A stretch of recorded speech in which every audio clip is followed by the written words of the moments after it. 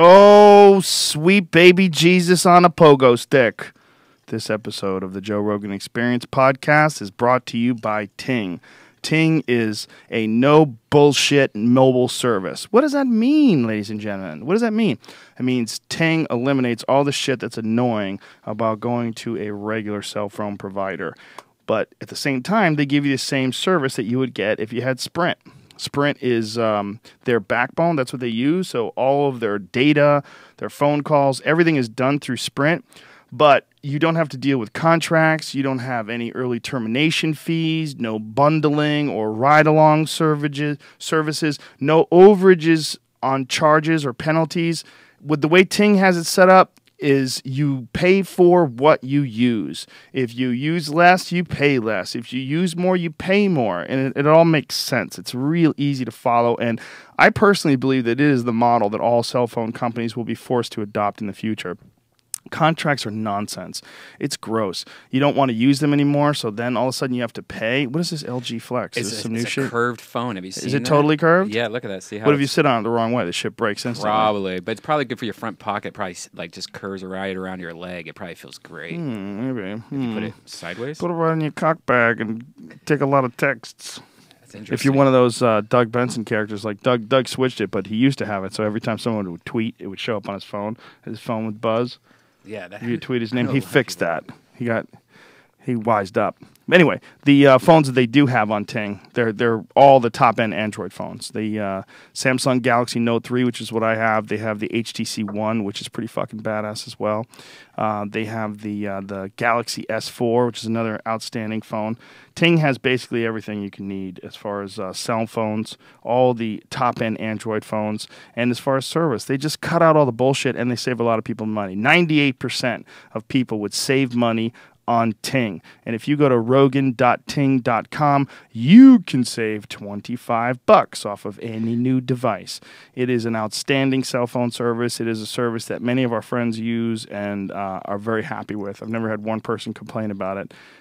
Absolutely the best Android phones that you could buy as well. All the cool ones. All the new shit. Do you think you could do this for a month, have one of these flip phones for a month? Could if I was like one of those contrarian guys. I was hanging around a bunch of old dudes in Dallas, these old karate guys, and they all had flip phones. It was hilarious. Yeah, Chuck Norris has a fucking flip phone. Chuck Norris flips open his phone. Bob Wall from Enter the Dragon, a little flip phone. I think there is something nice to it about the idea of it only being a phone. Especially imagine having a razor right now. You know how nice it was to have a razor in your pocket? But it's also nice to be able to do everything from one device. Send texts and all that. Imagine if you had one phone and then you had to send someone an address. Yeah. And then you send me the contact information. Shit. You can't copy, paste. You can't do anything. Fuck all that, man. That's just the past. You don't want to have a carrier pigeon either, all right? Fuck a smoke signal. That's what I'm saying, Brian. Fuck a smoke signal. You heard me. I'm controversial. I don't know about this LG Flex, though. I don't know. It might be cool. Might be annoying, too. Seems cool. I think eventually they're gonna have roll-up phones. I mean, it's gonna be like a scroll, like a parchment. Hear ye, hear ye. You're gonna roll out your phone. It's gonna be one of those flip bracelets that the kids wear. Have you ever seen it? Where it's like a big metal thing that you you whack around, snap on your brace. Aubrey has a one of those electric cars, one of those Teslas. Oh. I thought those things were nonsense until I got in one. Holy shit! Is it? They have the dopest screen I've ever seen in a car. It's the whole front thing is a screen.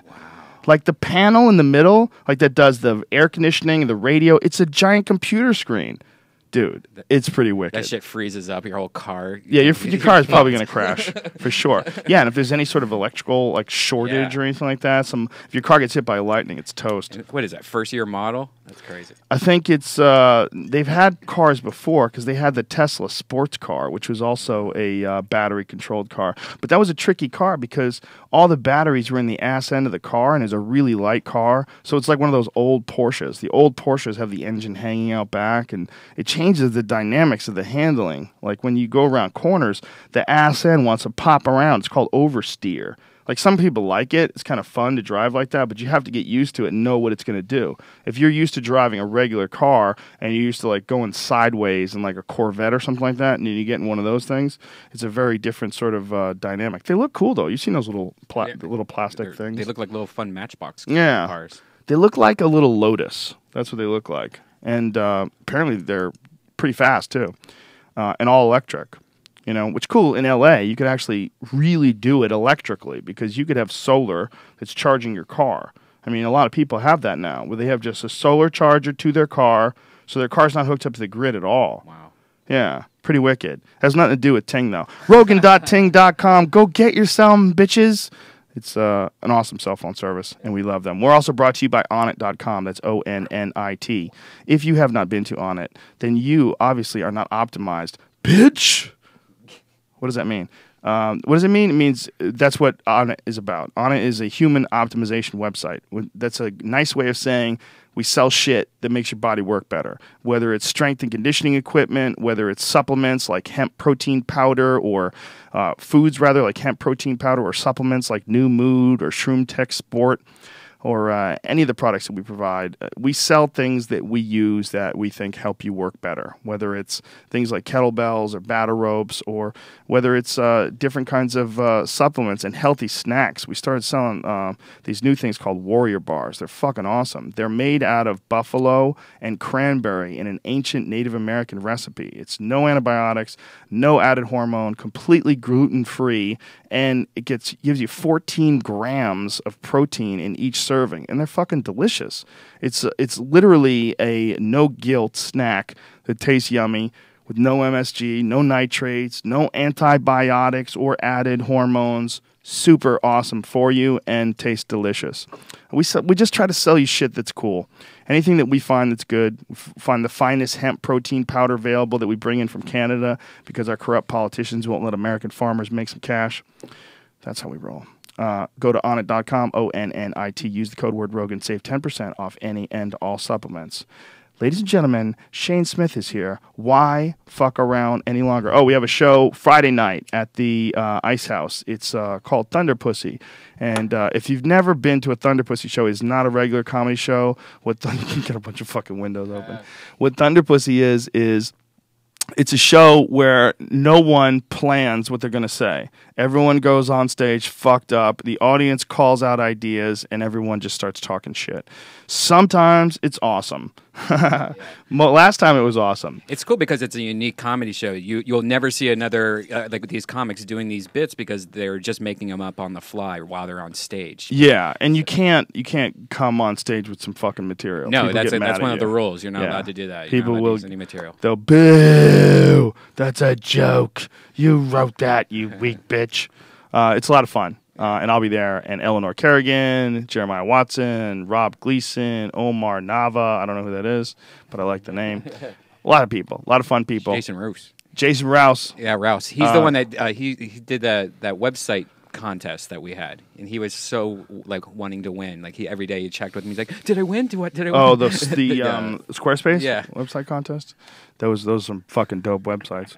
There was too many websites. A bunch of people should have won that contest. We should have had 100 winners. Anyway, Ice House Friday night, and it's the little room too, which is like 90 seats. It's a really sweet spot to hang out. All right, that's it. Onnit.com, code word Rogan, Thunder Pussy, Friday night. That's it. Everything else, go to joerogan.net for all my tour dates. I got a lot of shit coming up in Miami, April 3rd. I'm in Miami, bitch. Oh, Orlando, April 18th with Joey Diaz, and then Baltimore on the 25th of April, also with Joey Diaz. All right, that's it. Let's play the music. Joe Rogan Podcast, check it out. The Joe Rogan Experience. Train by day, Joe Rogan Podcast by night, all day.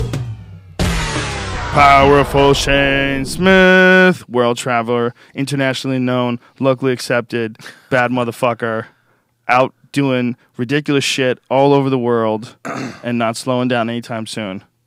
Are you the new Rupert Murdoch? I keep hearing that. I keep hearing you're the new Rupert Murdoch. What does that mean? I don't know why I keep coming on here.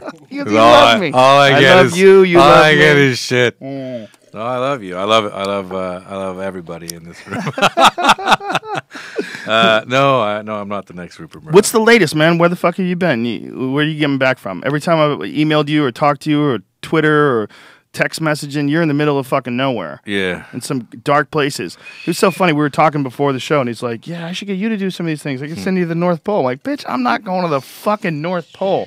You don't know me, man. That's a good one, though. That's What? the easy one. What are you saying? The North Pole is not good or easy. That is ridiculous. There's polar bears up there, right? No. Is South Pole polar bears? Which one is polar bears? North Pole. Yeah. Yeah. Yeah. So one of them has penguins. One of them doesn't. South Pole. South Pole is penguins. Penguins. North Pole doesn't. Polar bears. Why would that possibly be easy? Well, it's a bitch to get to because you have to like fly 8,000 times and then go, with A sled and dogs. yeah, and ice helicopters and shit and whatever. Jeez. But Christ, it's a crazy story. What's going on there? Like that's like World War III happening up there. So this is the place where what's going on in the middle of the North Pole now? So the ice is melting, Right. and that's leading to two things. One, opening up of passages, so the Russians can come right across, which is great because now it looks like we're going back to the Cold War. But it's also just tons of oil, tons of minerals can now be sort of mined. Tapped. Yeah. Fucked up because the environment. The ice will just fuck it up even more. So what's happening is everyone's amassing huge sort of caches of arms. So, the Russians obviously are getting up there. Everyone's planting flags on the seabed floors. This is ours. No, this is ours. Oh, God. So the Scandies are trying to get in there. Canada's trying to get in there. Both are being destroyed by the Russians and the Americans. Oh, God. Chinese are in there. Everybody's getting there with subs. Lots of naval buildup, but huge arms buildup going on there because that's going to be the next sort of not only the sort of transportation routes, but also all the sort of natural minerals, rare earth minerals, oil, et cetera, et cetera.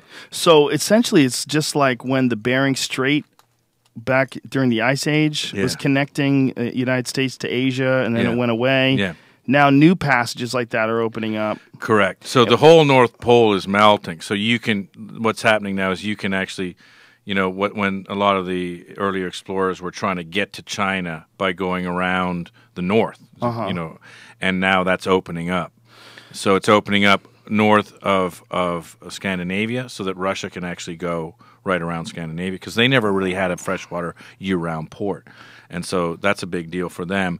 But, same thing for Canada, same thing for the States, China. They're all trying to get up there and lay, sort of rights to all the minerals and all the oil that's up there. How does that work? As well as the passage. How does that work? Like, who decides who owns? Well, that's so it's really, what was it before? Was it international waters? So was well, considered? yeah. I mean, people had laid claim to it, but you couldn't. Nobody went there, so who the hell cared? Right. What does it matter? You couldn't get through because it was all iced up.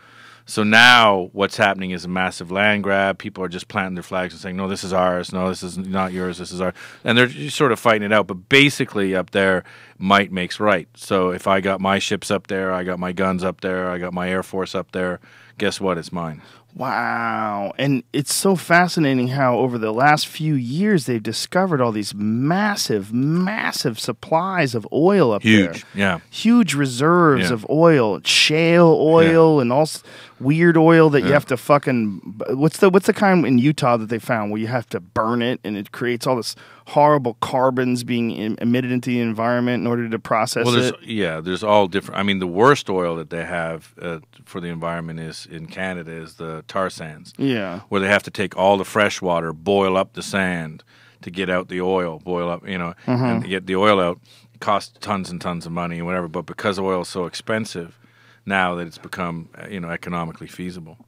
Wow. And that's the stuff that pollutes the environment pretty heavily. Well, it all does, but I mean, tar sands is shocking. It's like really, really bad. I think that's what they were talking about in Utah. I'm not sure, but they're trying to figure out a way to block it. It could be tar sands. Yeah. They found more oil in Utah, ready for this, than humans have ever used ever. Wow. So there's no way you're going to keep those fucking dirty criminals from pulling it out of the ground and fucking up everything. I mean, that amount... If it's tar sand, I don't know about Utah specifically. I know about Canada. It's very, very bad because they take the whole Lake Athabasca sort of watershed and they use the water to boil out the oil, and then you have all of this sort of chemical sand that they have to chuck. You have all the waters destroyed, and then obviously you got the oil. It's oil shale. That's what they're Shale, saying. yeah. Shale. That is shale oil. Yeah, that's Yeah, what's you gotta go. Well, that's what you got to. You got to go down, and there's fracking to get natural gas, and there's fracking and blowing up to get the shale oil. Well, there's a lot of that shit out there, apparently. Yeah. It's interesting that they're just finding this over the last, decade or so. Well, they knew about it, but it was too expensive. It wasn't economically viable. But now, because it's $100 a barrel, they're like, fuck, blow the shit out of everything and get us the oil. So they knew about it in Utah, too? They knew about all these reserves? Well, they knew that you could get it. Fracking isn't anything new. Right. Oil sands, tar sands aren't anything new. Shale oil isn't new. It's just, we can. It's now economically viable to actually get this shit out because it was too expensive before. It's the same thing with using, CO2 and water to sort of frack or to pump out the rest of the oil in wells because we didn't get all the oil out before, only what was pressurized. There's a thing that comes up when you talk about anything that causes some sort of environmental hazard where you have two different types of people that automatically jump on the argument. There's a type of people that are like, oh my God, we have to save owls and olive trees or whatever the fuck is growing up there. Yeah. And then there's these other people that almost universally are not financially successful, but support hardcore Republican ideals, including the sacrificing of the environment for some sort of an economic gain. I don't understand it, and I just did a piece on Greenland that's going to be airing on our HBO show tomorrow, and I've been doing a lot of press around it. It's interesting because I did a piece on sea level rise last season, and generally, about 90% of our comments are like, "You guys fucking rock, it's great," and then there's 10%, and 80% of the comments all of a sudden on the environmental stuff were negative, and I was like, "How is this even happening?" And there's a study was done that if the first 4 comments on an environmental thing or any news piece are negative, then people negate the actual piece. So they spend hundreds of millions of dollars for bloggers and people to just go out and do comments so that anything launches, they sit there and they say that this is bad or not true, whatever. For me, look, here's the deal. When I talk to scientists all the time for this Greenland piece, I talked to the chief climatologist at NASA, and I said, okay, so how much of this is man-made? Because I went to Greenland and it's melting, and Greenland is going to melt, and it's 24 feet of sea level rise. So if the sea level rise is 24 feet, then 80% of the world's cities go underwater. So I said, okay, how much of this is man-made? And he's a conservative scientist. He's like a NASA guy. He's not like some crazy tree-hugging guy. And he's like, well, 100% of it. I said, hold on, what do you mean 100%? It's natural. He said, no, it's 100%, if you look at it. And I actually, when I was talking to him, he's like, if we cut our carbon emissions by 80%, it's still going to continue for the next 500 years, global warming, but we just slow down the pace of it. And I'm like, well, how long, how much of Greenland's going to melt? He goes, well, all of it. It's just a question of how fast. Is it going to be 500 years? Is it going to be 50 years? Is it going to be, 150 years? And so I actually kind of got mad at the scientists because I'm like, he's saying this as if it's boring. And I'm saying, hold on, this is a global scientific consensus. Yeah. And then I'm like, well, people in America don't understand that. I don't understand that, and I do this for a living. That, because we did a thing on the Texas drought, because there was a drought here in California. Everybody's like, global warming. And in Texas, they've had a drought for 3 years, and they denied climate change. Like Rick Perry has said it's not true. The governor of the state. And then you sit there and say, okay, well, how is that possible? So we went to talk to people, and they're like, yeah, climate change has been denied. I mean, it's been disproven. And that I find insidious because they know it's not true. The fossil fuel companies know it's not true. The car companies know it's not true. The politicians know it's not true. They know what the global consensus is, the scientific consensus. And yet they fund and say that it's not happening. And that's bad because they're fucking all of humanity and the future of humanity for short-term profits. And that's what's insidious about climate change denial. It's very insidious, and it's very fascinating to me, this play on these people, these no-nonsense type people. There's a mentality that people adopt where they don't want to be fools. Right. And it's the no-nonsense mentality. And I've documented this. This is like something that I've really been studying for quite a while. There's people that, in spite of all the evidence in front of them, they want to believe the official story on almost everything and almost always take the conservative viewpoint. And a lot of times that conservative viewpoint is who they are, the very type of people who they are, it's against them. And yet they still support it. A lot of them are hardworking, blue-collar people, and they have this idea that somehow or another in the future, they want to be able to make money freely. Sure. So, I don't want the government stepping in and stopping all this shale because I could step in and maybe do a little shale mining myself and start making millions of dollars. And right now they're not. Right now they're the ones who are being punished by a lot of these ideas that they're pushing forth themselves. It's very strange. But if you ever talk to, and I agree with you, and I always found it incredibly confusing. Yeah. And we just did this story on vets returning from Afghanistan and Iraq and how they're overprescribed, overmedicated. Oh, yeah. By the VA. It's a huge problem. Well, it's working folks who support big business. Well, that's it. And if you talk to the disillusioned veterans of which I have tremendous respect for, by the way, but coming back from these wars that were fought for economic reasons, for oil, and when they realize that, they're like, oh, we were duped. We went over there to fight the good fight. There's no good fight. There's no good fight. We went over there to fight for oil. And by the way, there's never been a good fight, right? I mean, look, you could say World War II, Nazis bad, very bad people. I would say that Iraq now is pretty much a given. There were no weapons of mass destruction. He wasn't doing anything with Al-Qaeda. It was a secular regime. They were enemies. We went in to get oil. And I think, if you look at Afghanistan now, we just did a piece on Afghanistan, and the Taliban are running South Afghanistan, and the Northern Alliance are running Northern Afghanistan. And the minute we pull out, it's going to be the Taliban take over the South just like they did before, and $1 trillion and hundreds of thousands of lives are just going to be wasted for nothing because Al-Qaeda is going to be in with the Taliban again, which is why we went in there in the first place. So anyway, what I'm trying to get at is, I think that a lot of the mentality, people are used, for economic purposes, and that I find insidious. People should not be used for. It is not just insidious; it's maddening because a lot of those people who really signed up to serve their country are real, legit heroes. Correct, and they were used. Correct. And if you go back and read Smedley Butler's War is Just a Racket from 1930-something, he was a major general character.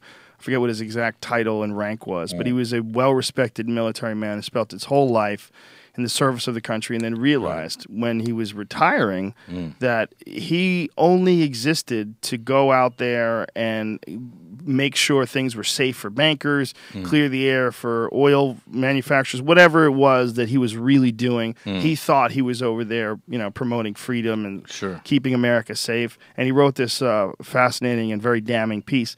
And this is in the 1930s. Yeah. So it's always been like that. It's always been this double hustle that even the people involved in it don't realize they're a part of the hustle. The very most important part, the machine, the hammer itself, doesn't realize it's a part of the hustle. The very guys pulling the trigger. Well, if they realized that, they wouldn't go fight. It's so insidious that you could figure out a way to get someone to do that. And the way you get them to do that is actually get them to love their country. Actually get real heroes. Like, wow, You're preying off patriotism. It's that thing, too, though, man, that I'm a good person and I'm a no-nonsense good person, and that's the same shit that gets preyed upon with this whole global warming denial thing. Well, I don't understand, because whenever I talk to someone, I'm like, okay, I'm a gambling guy, even if it's a 1% chance. So you're so sure, it's 100% sure, it's 100% it's a fucking hoax, right? What if it's 1%? What if it's 5%? What if it's 10%? Don't you want to fucking hedge your bet? Well, and say because total global environmental disaster and breakdown versus, okay, we're all okay. Don't you want to hedge your bet? Wouldn't you want to hedge your bet against a complete environmental disaster? I would. I'm a gambling man. I'll bet 1% to say, okay, it's like insurance when you play baccarat or when they've got a 21. Okay, I'll take that insurance because even if it's 1% true, I'm convinced it's 100% true. But even if it's 1% true, don't you want to hedge your bet? I think it's a confirmation bias issue that these ideas fit into their no-nonsense mentality. Sure. The no-nonsense mentality is almost like a religion. It's come on, Oswald acted alone. Stop it. Right, This is right. the same guy. Like Right. they're not even looking into it. They just go with this no-nonsense idea, Yes. even in the face of all sorts of. Well, it's interesting in Texas, and because you have a loss of a whole way of life, because all the cows are dying. They've had a 3-year drought. They've either sold them off or they've died. And so you sit there and say, okay, in the face of all your fucking cattle, which was Texas for the longest period of time, dying because of this prolonged drought. Now you have people who were like incredible deniers and people saying, no, it's not true. Saying, actually, there might be something to this shit. And I don't know what it is, but we got to look into it. And we can't just pray for fucking rain anymore. There was a Republican congressman that we talked to who said, like, I was just a climate change denier because Al Gore was for it, therefore I was against it. And then when I did the research, I realized, holy shit, there's something to this. And he got drummed out of the party and lost his seat. Wow. And look, it's big political business down there, and it's an oil state. It's an oil state now because there's no more cattle. So they're all the water. They have no water for the cattle. They're using for fracking. So you sit there and you say, look, it's gotten so bad now that even people who have been deniers for so long are saying, you know what, fuck, okay. What the fuck are we going to do? Have you seen the photos of? I think it's Lake Travis. Pull up the Oh photos. yeah. Lake Travis. Yeah. It's not down to nothing. There's like boats that were like sitting on the shore in front of these people's Yeah. $1 million estates. Yeah. And now these things are in the middle of this Yeah. field. Yeah. It's like there's grass growing up. I mean, it's not going And back. by the way, that's Green Texas. yeah. You're West right. Texas is Yeah, you're right. Saudi Arabia. That's Austin. Yeah, Yeah. we're talking about Austin, which is, yeah. is about as rainy as it gets. Like, look at that. That's a kind photograph. Yeah. That's happening in California as well. We were at Lake Tahoe, and Lake Tahoe used to have some of the best bass fishing in Southern California. It's a great spot. They had this great lake there, Right. and it was just filled with largemouth bass. And it's a private. The whole ranch. 270,000 acres is private, so Right. you couldn't just get in there to fish. So they would let people come in and fish. The employees would fish. Right. Like people would pay to fish there. It's fucking gone now. It's Yeah. gone. Almost all the fish are dead. Yeah. The water is like 6 inches deep. Right. Like you can walk across the entire lake now. So Literally, it'll I go have up a to your question. chest. I have a question for you. When that happens, when lakes are disappearing, Lake Travis is disappearing, all these places are disappearing, and people still say, "Fuck you, Joe. It's fucking natural occurrence of things. This is bullshit. There's no climate change. Fuck you." What do you say to them? Well, the last guy that I had a conversation with that told me that it was just a natural cycle. He's a guy from jiu-jitsu, and Right. I was like, I said, well, there's always been natural cycles. Absolutely, it's true. Yeah. There's the climate on the earth is varied widely, Mm-hmm. but it doesn't mean that human intervention and what we've caused can't play a big part in accelerating that Sure. and accelerating it in an unmanageable way. And he didn't really have an answer to that because he was a no-nonsense. He was a no-nonsense guy. He was Right. just a young military kid who has this idea in his head that there's a lot of hippie bullshit being flown around there about the environment. Well, I think that's the problem. Al Gore made $1 billion telling everybody that he's the first green billionaire. Did you know that?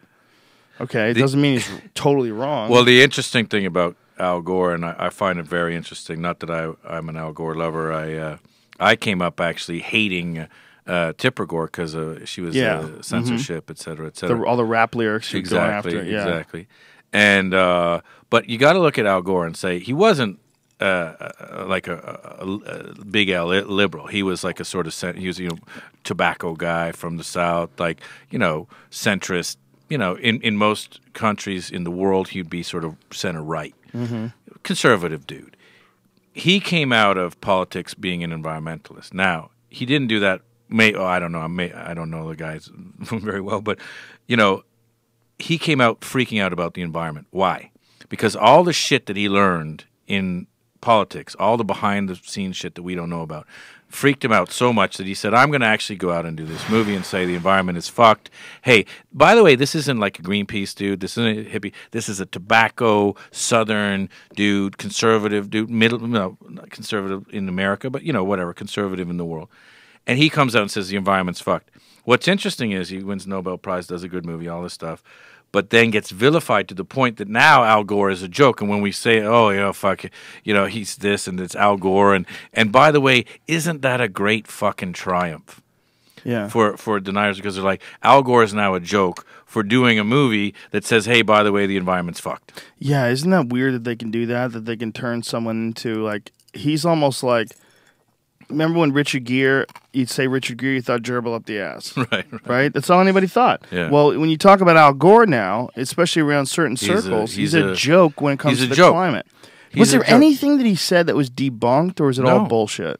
No, they just attacked. They kept attacking him. That's fascinating. And by the way, it's fascinating because what there is anyone says anything we don't like, we attack their character. Mm-hmm. And once we attack their character and they're on the defensive, then we fucking won. Yeah. Because then it's not about what they said. Right. It's about, well, fucking this person, we can't trust what he said because he'd like to finger up his ass on us. Yeah, absolutely. And that is a fascinating thing they do with comments on videos, like especially your kind of documentaries that expose things. Yeah, we get it. And they attack. And it's been proven now. I mean, that was part of the Snowden deal. We actually got to see fact that they spend money on propaganda trying to 100%. Influence. They go to websites, message boards, 100%. They go to social chat, they go on 100%. Twitter. There's a lot of people that I've got another question for you. Okay. Why isn't there more fucking outrage about the NSA listening to every fucking phone call, every tweet, every fucking email, everything, and saying we live in a goddamn police state. We signed away. Well, we never even signed it away, but our rights and freedoms. And I came to this country because it's land of the free, home of the brave, fucking beautiful country. I love it here, gorgeous place. Why isn't there more outrage at the NSA watching everything we do and doing it illegally? I think there is outrage, but I think people feel like they are waiting for something to happen, and they don't know what they can do about it. They don't feel like they have any real legitimate power. They can express their outrage. They wait for the politicians to make some announcements. And, I mean, what is the only thing that Obama said that they're going to try to slow it down somewhat or do something differently in some way? What are you doing? I was just unblocking his face. A lot of people were saying they want to see his Oh, fuck all those people. You can't listen to those people. How dare those people? I didn't know we were on the TV. Yeah, don't worry about all those people. They complain too much. They love it if you react to them. Oh, Brian moved the thing because of me. I'm a ghost producer. I also wanted to see his beautiful eyes. Oh, I like looking at him hiding. That's why I feel like it's a metaphor for his job. Sneaking around behind things, that's it. reporting on the reality of the situation. Where were we? What we were just talking about. NSA. The NSA being a horrible, I'm terrible, surprised scary that people thing don't that freak are the fuck outraged out. about. I to think me, they are. They just don't know what to do. They're in this holding pattern. Well, they're waiting for something to happen. Because I got to tell you what, like, it's just bad, and it's getting worse, and we, we just did this interesting story in Camden, New Jersey. You know that? Mm-hmm. Yeah, no cops. Rate, no cops, right? Yeah, they ran out of money for cops. So highest crime rate, highest murder rate, ran out of money for cops. So what do? They hired like a tech company to come in, and they put cameras everywhere and hidden microphones, and they can triangulate like gunshot sounds, and they got like cameras everywhere, and they know where everybody is. So like, oh yeah, we know this guy, we know where he's going. He's probably going to commit a crime, so we're going to pick him up. It's like, what's that Tom Cruise movie? Minority Report. Minority Report. Like they figure out like everything Future before crime. it's going to happen. But I'm like, hold on. As I'm watching it, I'm like, that's not even the scary part. That's pretty scary. But they have recorded and filmed everything that's going on in that fucking town 24 hours a day. They know everything that's going on there, right? And it's been such a success. It really just put it underground, but whatever. It's been a success because the crime rate dropped. That Chicago, New York, all these big cities are doing it now. So not only are you going to have the NSA listening to your phone calls and your fucking, whatever, your social media, everything, but you're going to be filmed and listened to everywhere you go. And if that's not 1984, that makes 1984 look like a fucking, children's, fairy tale. Yeah. You're always going to be watched every fucking thing that you ever do. If that's not the definition of a police state, I don't know what is. No, it's most certainly the definition of a police state, and it's almost inevitable because of the expanding reach of technology. Correct. Once they have the ability to send drones everywhere they want to, they're going to have drones that are the size of bugs, Sure. and they're going to have HD capability. You're a smart dude because I was just at this tech conference, and there was all these CEOs in this thing, and we were talking about it, and I got into a fight with one of these big dudes there, an old dude, big powerful guy, and he said, who wouldn't jail Snowden? And I said, me, I wouldn't jail. What's the difference between Snowden and Woodward and Bernstein? Woodward and Bernstein and the presidential papers, like they were the punks of their generation, but now they're heroes because it's the baby boomers, and Snowden's fuck you. What's good for the goose is good for the gander. Anyway, we got into this fight. What's his argument? Well, I didn't. It was just he's bad and his whatever. The same argument. Oh, he's no-nonsense he's weakened. guys. Yeah, he's Weakened weakened this the country. He's a traitor. I'd kill myself if I was in front of him. And so so we got into this fight. But the interesting thing about that is the fact that a lot of people whistleblowing is seen as un-American. I see it as that's what's going to keep democracy safe. But this sort of overreaching, and I said, look, I didn't come to America for it to live in a police state, and this is the definition of a police state, is that they can watch everything that we do. And it was all these tech guys, and the tech guys just sort of rolled their eyes and said, it's already happened. Yeah. The tech is already there. The government has already made the deals. It's a de facto thing. You can't change it. And then I got kind of worried because you're exactly right. You're 100% right. The tech is so pervasive that you can't fuck with it.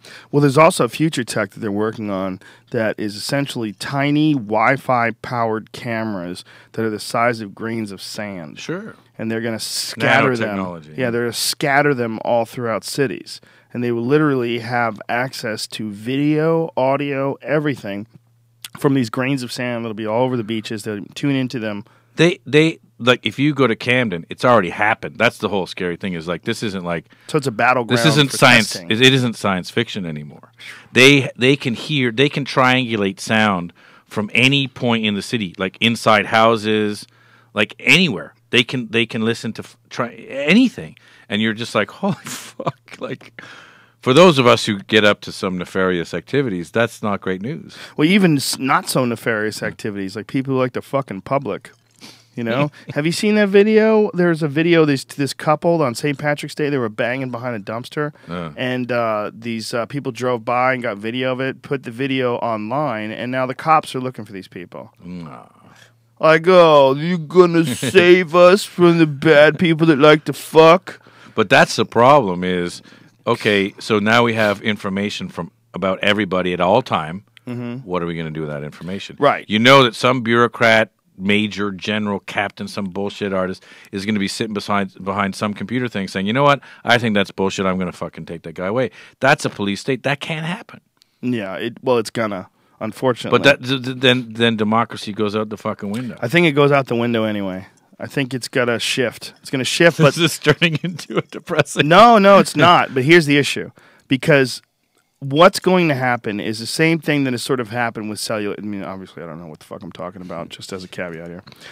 What's going to happen is the same thing that's happening with cellular communication. At one point in time, cellular communication was a giant brick that you had to hang on to. You used to have a fucking suitcase you carried around with them and hold them in your...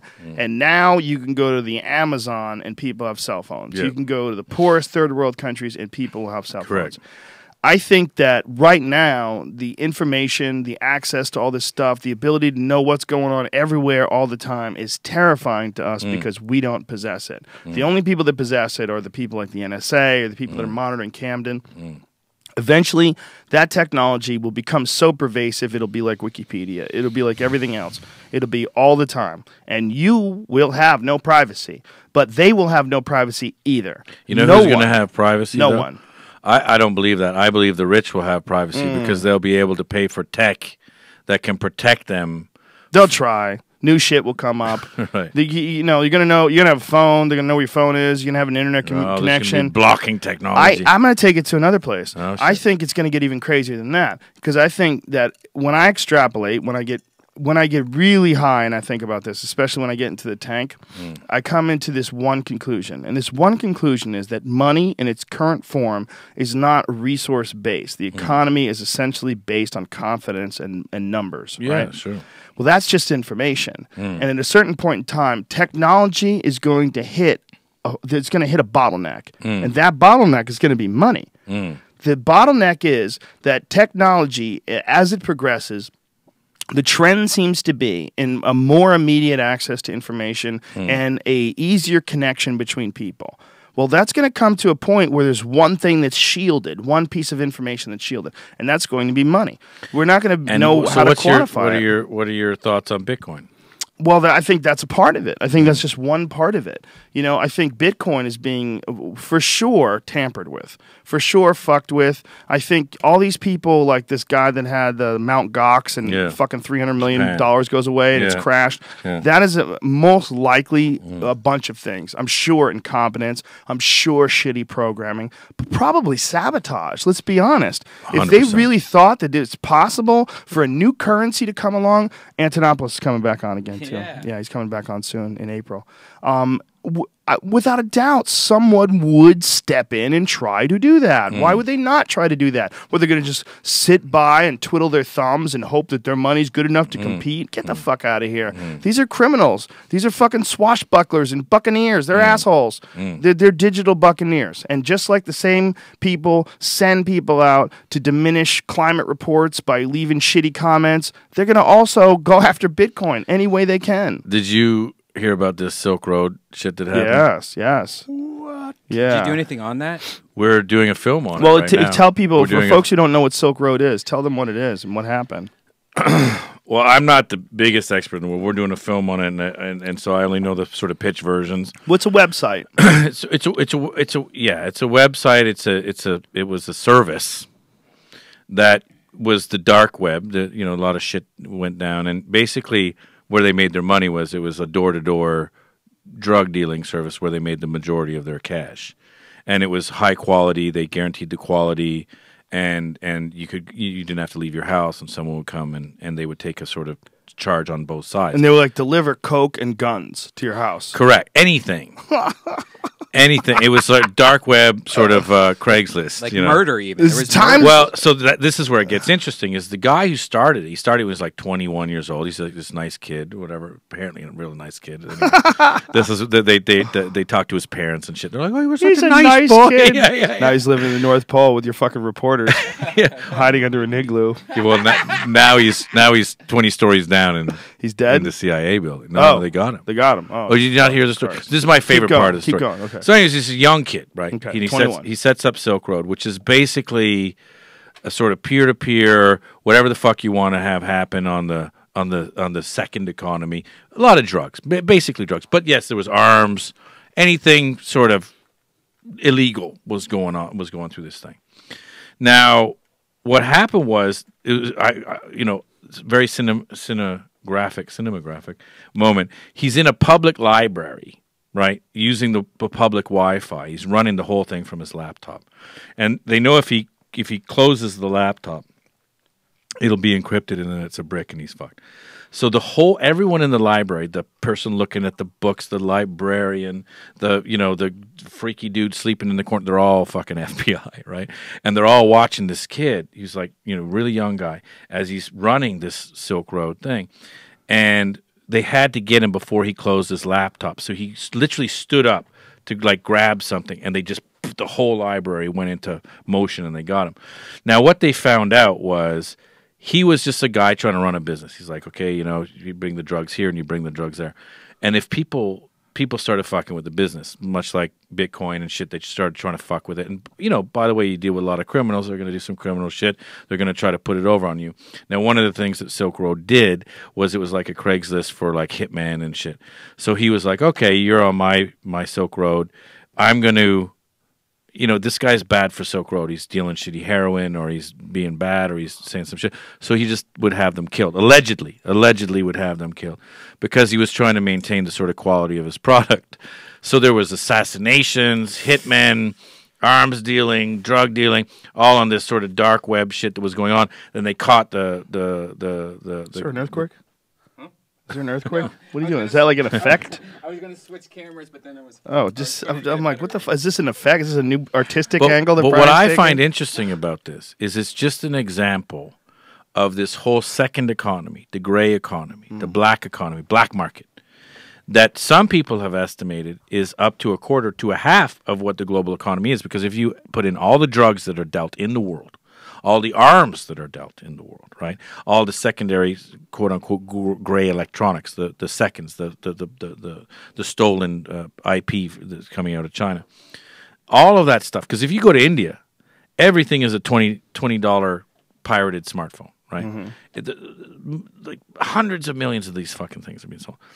All of this gray economy is being run somehow. And there's Bitcoin and there's Silk Road and there's all these different crazy fucking things that are out there running this shit.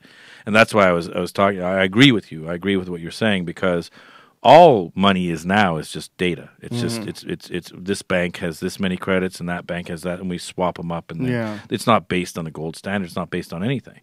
And so, you know, Bitcoin or virtual currencies are interesting, but you know they can be hacked as we just saw in Japan. But also, you know, what can you actually buy and sell with them? Because what they're doing is they're actually using the old drug dealers or /terrorists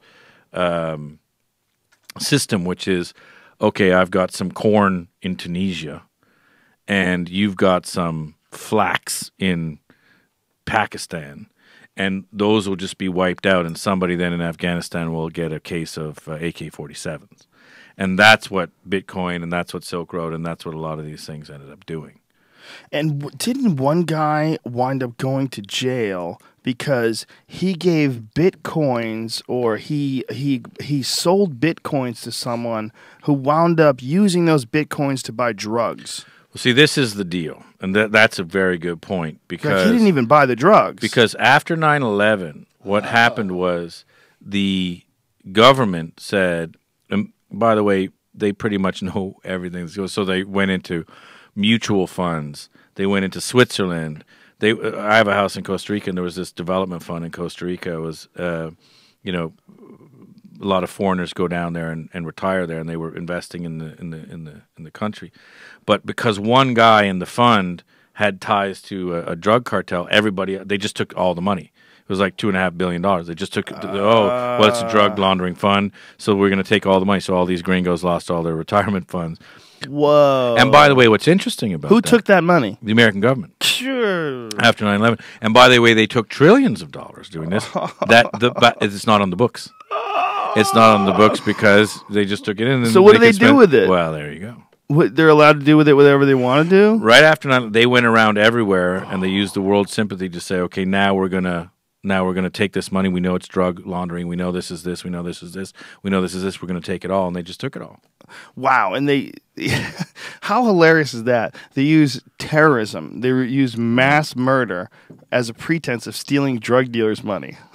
And everybody else is around. Like, if I invested in this thing, and then some dude I never even met invested, who one time dealt drugs, then they get to take my money too. Do you know what there's a quote about capitalizing on any sort of a moment that it's negative moment. Yeah. Well, any negative moment that it becomes even more negative if you don't capitalize on it. Yeah. Like that's the idea behind almost every government. They don't look at negative moments, any sort of a mass casualty event. They don't look at it as just a tragedy. They also look at it as an opportunity to use that tragedy to further whatever ideas they have. Realpolitik, zero-sum game politics. There is a winner and there is a loser, and I'm going to be the winner. Yeah. I think what we're dealing with right now is the adolescence of the emergence of instant technology, the emergence of instant information. And right now, it's only a few people that have their greasy paws on this kind of shit. And when Edward Snowden comes out with all this data, when WikiLeaks comes out with all this data, and then everybody's like, wait, what? This is what I've been calling this generation the wait what generation. Right. Because I feel like that's what's going on. I feel like a lot of us are in the middle of going, wait, what? What I That's real? What I like about it is that it's proof. You sit there and you say, "Oh, it's not true." Here it is. Here's the NSA. Here's the FBI. Here's the CIA. These are the files. This is what it says. Here's the proof. Yeah, and it is. I mean, people used to call Alex Jones a fucking complete crazy person, and it's weird when a ranting lunatic is right 90% of the time. That's scary. You know? I mean, Alex, That's when it gets scary. he's right about so much shit. I mean, Right. so much of what he called in the 90s, by the way, when Yeah, I yeah. met him. I met him in 98, Yeah. and he was calling all this shit. He was saying, they're going to be monitoring your emails. I'm like, what Yeah, the fuck fuck are they going to you, get yeah. from my email? You know, where I'm going to go to do comedy? What are you going to get? 100% true. Yeah, I mean, what we're dealing with right now is a few people that have this power. And I Yes. think it's going to come down to a point in time where as this technology increases, if you just looked at it, don't look at it in the context of culture, don't look at it in the context of what we're accustomed to as far as our, expectations of privacy, but instead look at it as it's a wave that's moving in a certain direction. Well, where's it going? What's it doing? It's moving in a direction. What's the direction? Well, the direction is information being passed freely. What's money? Information. What's going to happen? It's going to hit a roadblock, and the roadblock is people want to keep a hold of their money. They want to control the money. There's going to be no control over the money. The whole thing is about access. The whole thing is about access to this information. And as this whole thing grows and expands, it becomes more powerful and more prevalent and more pervasive, it's going to reach a bottleneck. And I think that bottleneck is money. I really do. So I've got another question. Re-money. 2008, right? Recession. What sparks out of that is riots in Europe, Arab Spring all across the Middle East, riots in Southeast Asia, riots in South America, riots around the world by Gen Y, because they completely disenfranchise, no future. You take someone's future away, what they're going to do? They're going to smash shit up. Why wouldn't they? That's what revolution has been historically. Okay. So now, China's fucked. They're slowing down and they're in real trouble. India's rupee is collapsing. It's not a question of if, it's a question of when. What happens when you have another economic downturn and the people who have been sort of treading water and just are starting to see some light go down again? What happens then on an economic level when you have these young people who have been fucked for the past 8 years say, okay, fuck, I'm going to have to tighten my belt for another 8? I don't know what the economy is. I don't understand it. When you talk about one house being worth $5 million and one house being worth in Detroit $500, this is a valuable place to live, and this is and this guy gets paid $100,000 for the same job that this woman gets paid $30,000 for, and they both work the same amount of hours. At a certain point in time, it's like, what is our economy? It's a construct. Well, what are we selling? What are we buying? And where is it all coming from? It's a construct. Yeah, We made it up. right. What's it? But here's the question: if it worked in 2006, okay, in 2006, if everything was rosy and people were buying houses and everything was great, you'd buy a house, you'd sell it a year later, you make 50 grand. What is that? What's different now? What's different now? Someone will, you talk to people that are economic experts, and they give you some sort of an explanation of how people extracted money from the system, how the banks banked on the fact that the loans they were giving, They shorted their own loans. Yeah. and then somehow they made money. Well, what does that mean? What does it mean? Like, where the same people are working, there's the same amount of stuff, there's the same amount of cars, there's the same amount of buildings, there's roughly the same amount of furniture. What the fuck is going on that all of a sudden everything's terrible and no one can get a job? What I love. I'm obviously being very simplistic about this. What I love about it is recently somebody came up. It's a very good idea, by the way, to try to explain economic disparity. And there was a time when the aristocrats who were, benighted by God, and they owned everything, and everybody else worked for them. That's how it worked. They could fuck the firstborn daughters before they got married. They could do whatever they want. They were the law. They collected the taxes. It was a mafia system. It was, we collect the tax here and pay up to the king over there. What's interesting is they just did a thing on there's more economic disparity today than during the Downton Abbey era of the aristocracy owned everything and everybody else was like, screwed, which is when the Soviet Revolution started and the big socialist wave around the world because the aristocrats owned everything. And there's more economic disparity today than there was then. Is it because the people that know how to fuck with money, the 1%, Yes. they just have accumulated insane, impossible Yes. to imagine wealth? The aristocrats were given Right. the God-given right. We own the land because at the time it was horizontal production. As I have to make more carrots, and so the only way of getting more carrots was to have more land. So I took over your land. That's why there was constant warfare. Then it went to vertical production, which is technology. So now whoever owns this sort of technological means can sort of write their own ticket. So you're exactly right. So the 1% now know how to game the system. Better than most. Well, here, to put it into perspective, what we were talking about earlier when I was saying that I don't understand the economy. I mean, I understand competition. I understand if one person is better at their job, they should make more than another person who's better at their job. But when you look at big money, big crazy money, where's it coming from a lot of times? Who's capitalizing on it? The people that work with big money, bankers. Yeah. Like, what are they doing exactly? They're not digging holes. What the fuck are they doing where they have $1 trillion or whatever the fuck a Lehman Brothers guy has, who has one of those giant 100-acre estates on the Hamptons? Well, who are they and what are they? Where they make their money, and this is very interesting. Again, I'm going to put it into gambling terms because I'm a gambler.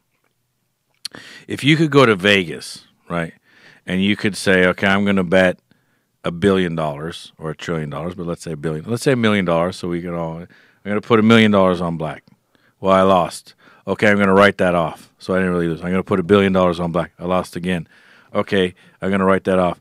Oh, I put $1 billion. Oh, I won. I get to keep that money. Yeah. I play that every day.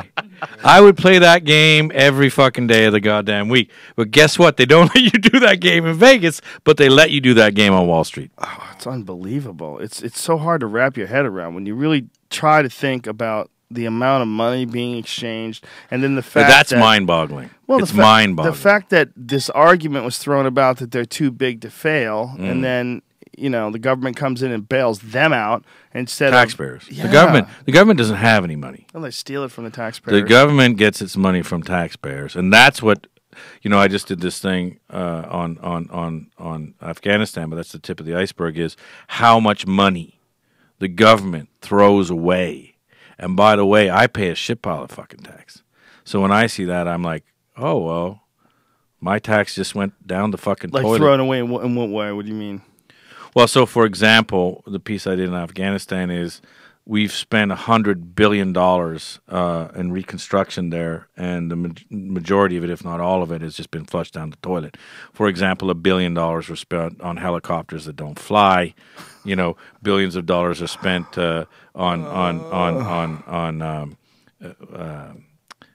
culvert denial system. It's a long story, but basically to try to stop IEDs from being put into culvert. They were never built. We're paying money directly into the Taliban's hands. We build power plants that are never used because they're inefficient and too expensive because they use diesel, and diesel you can't power plants with diesel. And by the way, guess who collects the fees are the Taliban, because the places where we go in to collect the fees are too dangerous to actually go into. So we're just throwing hundreds of billions of dollars down the toilet. That's just Afghanistan. Not to mention Iraq, not to mention, by the way, DOD, not to mention here in America, et cetera, et cetera. So you sit there and you say, we're paying all this money in tax. Taxes are going up. And where the fuck is the money going? The money's going into the fucking toilet in many cases. And you sit there and you say, that's not fucking good, man.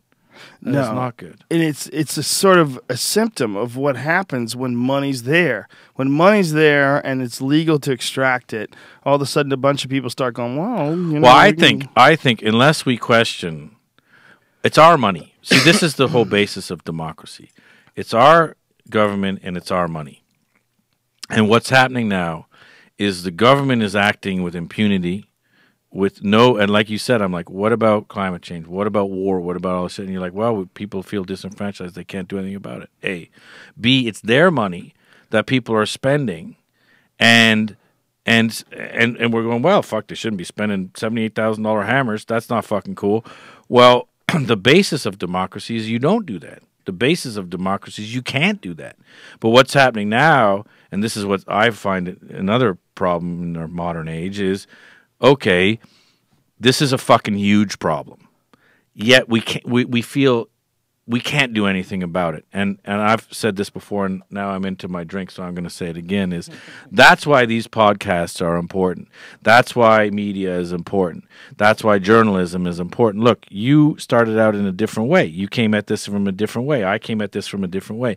The reason why we're doing this now is because we're frustrated, and we're saying, look, I don't want to talk about, shoes fucking every day of the week. You don't want to just do stand up or your MMA shit, both of which are amazing, but you want to do something, holy fuck, dudes, I'm going to fucking talk about shit because this shit is important.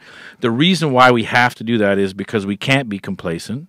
We can't just sit there and say, you know what, fuck, it's too much money or there's too much, because they are taking money to do bad things with it. They are taking our fucking freedoms and spying on us with the NSA.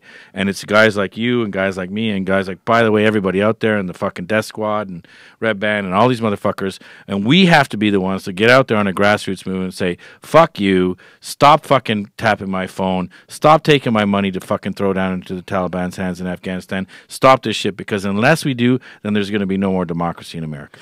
I think you're certainly right in some ways, and I think also what's going on is this idea of us versus them is completely ridiculous. And I think people that are in positions of power are going to be forced to realize this. You are us. Yeah. All of you people that are congressmen, all you people that are senators, all you people that are mayors, all you people that are cops, you are us. Yes. There is no us and them. Correct. Especially when you're dealing with those sort of positions, the positions of political power, positions of authority. That you are us. You're not even profiting off of this. If you want to put yourself into a position where you sell your soul to profit off it, then you're not us. But for right now, anybody jockeying into any sort of a political position, understand that it doesn't have to be this way. Understand that you are us, and that you are people who have wives and children and families and jobs and dogs. At the end of the property. day, we're all human. We're all human. Yeah. And I believe that we can somehow or another construct an economy that's based on ethics and morals. I really do. I don't think there's anything that says that everybody has to be greedy. I don't think there's anything that says that people have to capitalize in every single fucking loophole and fuck everybody over along the way. And I think one of the reasons why they've been allowed to do this or able to do this for so long is because of the lack of access to information. I think they were able to secretly hide so much shitty wrongdoing in the past, and that it became policy. It became habit. It became what you were taught when you were young, when you joined a company. Hey, this is how we do it. You know, you want to fucking play golf with us and drive a Ferrari? All right, I'm in. And next thing you know, you're compromised. Just sort of like Leonardo DiCaprio's character was compromised in The Wolf of Wall Street. I don't know if that's how it actually happened in real life. Right. But he started in with good ideas and it was invested into a completely corrupt system and then became a part of it and became a part of the corruption. That is essentially, most likely, what happens in every form of government. Essentially, there's good people that eventually join this thing and then realize, oh, this is a completely compromised movement. There's no way to fix it. Right. I'll just be one of those guys and I'll drink every night Has and to stop. take Xanax. I think it's going to. Has to stop. I think it has to. I agree, but I also think it's going to stop because you're not going to be able to just write it off. It's not. It's going to be everyone. The same reason why you can spy on people in Camden, New Jersey. That is the echo of a future event that's going to happen. That's going to remove all privacy, and it is inevitable. But I'm going to say, on a personal level, you've done well. I've done well. We're two guys sort of sitting at the nice end of the spectrum saying, hey, it's got to fucking change. If you and I are saying it's got to change and we're at the winning end of the fucking scratch and win, then guess what? Shit is fucked up. Well, there's no. I agree that you and I we're both comfortable. We don't have to worry about feeding ourselves or housing our families. But what happens at a certain point in time when you make enough money that you don't have to worry about your bills? You, at least I, start contemplating what is important. Correct. What is important? Correct. What's important, this is so corny, but what's important is love. What's important is not corny. friendship. Not corny. What's important is it's nice to walk down the street and say hi to your neighbor if your neighbor's happy. If your neighbor is being held at fucking gunpoint and they're dragging him in the house, it's not so fun to say hi to your neighbor. Correct. Oh, hi, neighbor, you have a gun to your head. Oh, sorry. What did you do wrong? Yeah, I'm over here. Sorry. I'm having a great time. I'm going to go watch TV. I didn't do anything wrong. The game's this about week. to be on. Yeah. It's only fun if everybody's having fun. Correct. That's what community is all about. It's one of the reasons why human beings evolved into the point where we're at right now, to the point where we have cities and cultures. And I mean, we had to make it at least safe enough that everybody could coexist. Well, we grew and up share. in a village mentality. We all grew up in villages, and everybody hung out together, went to the pub together, and did all this shit together. That's how we operated at our best. Exactly. And then we sort of separated into this sort of suburban thing. But now it's like, you're exactly right. It's this community. We're part of this community. What I find interesting, and every time I do this podcast, I'm always blown away by it, is there's so many people out there that think exactly the same way. And we all sort of believe the same things and think the same things, and we're all interested in the same things or pissed off about the same things. Yet, like, that's millions and millions of, literally millions of fucking people. And yet there's this sort of frustration as to what the fuck you do with that. Yes. Like, what Well, does there's that mean? never been anything to do before. You had to wait for representatives to do you justice. You had to vote for people that were going to disappoint you. You had to get yourself to the polls and hope that all your bitching and moaning at work and all your, reading the Wall Street Journal and the New York Times somehow or another made a difference. And most of the time, it didn't. It didn't. Because there was walls. There was It didn't, walls and that it were set doesn't. up. What's the wall, though, that's not there anymore? The wall is the distribution of information. Correct. The same thing we're talking about with money. Yeah. Podcast is essentially just a distribution of information device that's never been available before. Vice is a distribution of information device that's never been available before. There was never some crazy fucks from Canada that were going to the Congo looking for dinosaurs and talking to cannibals in Liberia. That shit never happened, man. The most radical shit you had was John Stossel asking a pro wrestler whether or not it was real and getting smacked in the head. Oh my God, he hit him in the head. That was like radical journalism, on television, on mainstream television, just a few decades ago. I mean, that was a hard-hitting journalist. There wasn't anybody. We're going to go to Waco and watch from the background as the government takes Sherman tanks and rolls over houses. But what's really going on there? No one's going in. No one's fucking playing guitar with David Koresh and finding out what the fuck is actually happening. You guys, David Cho would be sitting right next to David Koresh as they burnt that fucking building down. He'd be wearing asbestos underwear, jumping off the fucking roof with a camera, running to you, and you would upload it online. True. It's a different world. Yes. A guy like you is not supposed to be in the position that you're in. You're right. It's true. A guy like me is not supposed to be in a position I'm in. Correct. I'm easily marginalized. I marginalize myself at every point in time I can. I want everybody to know that I'm a fucking schmo. The We're fact all that you have a schmoes. huge grassroots uprising at your back pushing you is fucking amazing. Which is why I love coming here. Well, they just know that I'm a lightning rod. That's all it is. I'm exactly like you don't give a everybody else. shit. You don't give a shit to say what you want to say. You don't give a shit. I've been hit in the head too many times, dude. There's something wrong with me. I've got issues, for sure. I'm impulsive. I don't make smart choices. Come on. What I love about you is you don't give a fuck. You're going to tell the truth. You're going to say whatever it is. I wish that I could back you up on this, but the problem is I can't remember a time where I ever gave a fuck. I don't really think it was a conscious decision. That's good. This lack of raising. I was never raised. I was raised by wolves. I was thrown to the wild. I think really that's what it is. I never developed a sense of decor. I never developed a real sense of how you're supposed to behave and act. Right. My parents were always fucking busy, and the people I hung out with were derelicts and then fighters. It was all just chaos. From the time I was a young boy, there was never anything that made any sense to me. Right. So I never figured out how to integrate. I was never integrated into any system. Right. So it's almost like I was designed for this. Right. Like it was like there's only one way to make someone who actually has money who's so stupid they'll say anything. But what's ironic about that is that you integrate so well because you're funny and people like you because you're funny. You know more about MMA than anyone I've ever met in my life, which is the fastest growing sport in the world. You're like the most politically astute dude around there. You know more about more shit than anyone I've ever met. So you're saying I don't fit it? You probably fit in better than anyone I've ever seen. Well, it's the system that's broken. It's not. You're correct. What I have been very fortunate is that I grew up like this in a time where you could access enormous amounts of information.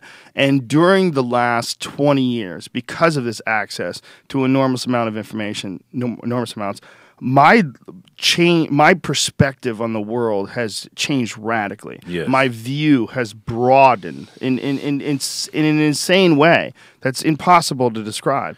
But I think that I represent one. I represent one portal that almost everyone who's a part of the system, whether they grew up in a way where they were forced to sort of integrate and they did things that I didn't do because they had a better upbringing or whatever it was. They also see it. But my position, my job is the lightning rod. I'm the guy who's got a door open. I'm like, come on, let's go. I found a door. I mean, that's all it is. It's just, and what you guys are doing is way crazy than what I'm doing. No. What I'm doing is talking about what you guys are doing. You're off going to fucking North Korea and having lunch with these fucking psychopaths, and you're going to visit slave camps where they think they're in North Korea, but they're actually in Russia. Right. Was that where they are? Yeah, Russia. Yeah. They think they're in North Korea, but they're actually in Russia. Yeah, they're in slave concentration camps in North Korea, but they're actually in Russia doing slave labor. You're going to all these places like the North Pole. Well, you're not going to see me there, but I'm the lightning rod. I'll stay right here. All right, I'll keep the lights on. Anytime you want to come by, we'll hit the switch and we'll broadcast. Wow. I love coming. Has Vice done anything about the Cove or anything about the Dolphins situation up in Japan? Japan. I noticed your hat there. Yeah. We have actually, and we're doing a lot more on not just the Cove, which is a tiny problem. It's actually a global problem in the fact that we've overfished everything, so there's no more fish left. And so now what we're doing is just completely. The only fishermen left are the sort of the bad ones who are like pursening and taking the whole, almost like pirates. Exactly, they take the whole tuna pod and they put a thing around. They move the whole pod in one go, and so the dolphins and everything that hunt the tuna and sharks, everything, they all get killed. They just will kill the fuck out of everything. Like, we're really good at killing the fuck out of everything. Well, the Japanese are ruthless when it comes to that shit. Quite frankly, we're all ruthless. We're all ruthless with dolphins? We're all ruthless. The United States is killing dolphins? Every single nation that fishes. So I'm from Canada originally. And there was a time when the joke was the ships couldn't get through the Grand Banks off New Brunswick because there were so many fish. There's no fish left anymore. And by the way, you're people who deny everything. What I say? They're like the seals ate all the fucking fish. Yeah, fucking seals. So we should have the seal hunt. It wasn't the Portuguese, the Japanese, the Canadians, the Americans who fucking pursened it for fucking 50 years and ate all the goddamn fish and threw everything else out. No, it wasn't that. It was the fucking seals. Anyway, we have destroyed the fish stocks. There's no more fucking fish. We're now everything has to be farmed, et cetera, et cetera, et cetera. There's no more fish in the Grand Banks. It was the biggest fish stocks in the fucking world. Why? Because we used to fish. We used to fish a certain way. Then we just said, "Fucking take all the fish. Take everything. Take it. Just scoop the fucking whole fucking side of the ocean, and we'll just take it." Is it because of just economics? Economics. People need more fish. There's more people that need fish. If you go to any store, this is an interesting thing you go to any store in the world, any store. You can be in Congo, you can be in Australia, you can be in Vietnam, Myanmar, you can be here in America. You know what they're gonna have on the shelf of any shitty bodega in the fucking world? Tuna, canned tuna fish. So it's like a staple. And when you realize the stakes that we're talking now, like I was doing this piece on fake food in China. They have fake eggs, right? Yeah, what is that? And I'm like, you have fake eggs. So they're making a fake soya construct for the shell and a fake chemical thing for the thing and the yolk. I'm like, how much does a fucking egg cost? Like, an egg is free. You get a chicken, the fucking eggs come out. how much does it take to make a chemical egg? You know, it must cost a lot more than the actual egg itself. It doesn't make any sense. There's no eggs in China.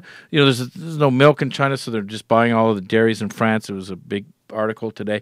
They need food, so they're making fake food. But you sit there and you say, okay, tuna. It's on every single country in the world has tuna. Well, there's no more tuna.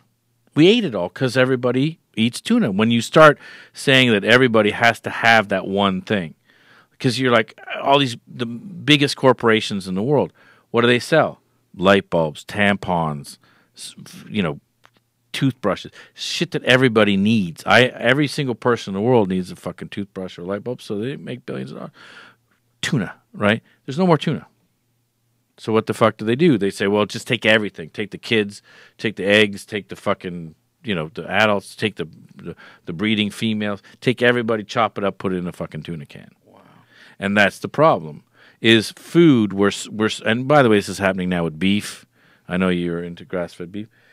Beef now is a huge problem. Prices, you know, skyrocketing. Why? Because now everybody wants beef. There's people have a bit more bucks or whatever.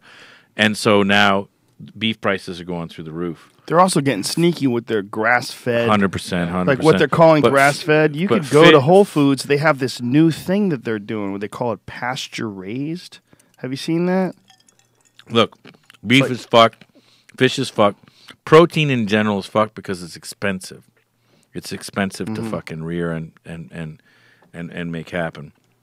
But fish, by the way, is the scariest because we've overfished to the point where there are, like, unless it's farmed, we're fucked. And it doesn't seem like there's any light at the end of the tunnel either. Well, this is the thing, and I keep saying this when I come on this show, is where are all the adults? Like, okay, isn't it like if the option is we can stop eating so much fish for a little bit and then have fish forever, or we can just keep on eating all the fucking fish and then never have fish forever, ever again, wouldn't it be the same decision to say let's eat a little bit less fish so we can all have fish forever? No, we're actually doing the opposite and saying, well, no one actually has because if we don't do it, then the Japanese will do it, and if the Japanese are doing it, then we have to do it. So we're all going to just eat all the fish. Well, you don't hear about that story because it's important to talk about Miley Cyrus twerking. It's very important. We don't have time for your tuna nonsense. When young Miley, she was Hannah Montana, and now she's twerking. Yeah. It's disturbing that you don't hear more of it, and I think that's an issue with most people that follow the mainstream media. Most people that work a 9 to 5 plus, you know, commuting time, they simply do not have time to and spend it's hard. a lot of. It's very hard. Life is hard. Yeah, and you don't want to come home and have a couple of old motherfuckers like us. Yeah. Going, guess what? All the fish is gone, you fucking dirty bastard. Stop eating your fucking tuna fish sandwich. You don't want to be on the fucking subway listening to this. It's hard. Yeah, it's difficult. But the problem is the bill is not only in the mail; it's been fucking delivered. We did a lot of bad things for a long time, and now the bill has been delivered, and we're sitting here going, "There's no more fish, boys. Sorry." And by the way, guess what? We're not going to wake up. This is the sad thing about humans. We're not going to wake up until you walk into the Quickie Mart or the 7-Eleven or whatever the fuck it is, and there's no more tuna on the shelves. You go, what happened to the fucking tuna? Yeah, we ate it all. Yeah, that's a weird thing about us, isn't it? We have that issue. We don't recognize things until it's like they say about addicts. That addicts have to hit rock fucking bottom before they'll stop doing drugs. Like they have to have overdoses where they're almost dead. Change addicts with humans. Yeah. Well, that's what I'm saying. I mean, I think it's a similar thing that we do when we get into patterns. Like guys who are gambling addicts. You ever met a gambling addict? Me. Well, you're fine. Listen, you're fine. David Cho. He's fine too. But you're talking about two wealthy guys. The scary gambling addicts are the guys who are broke who have to fucking bet.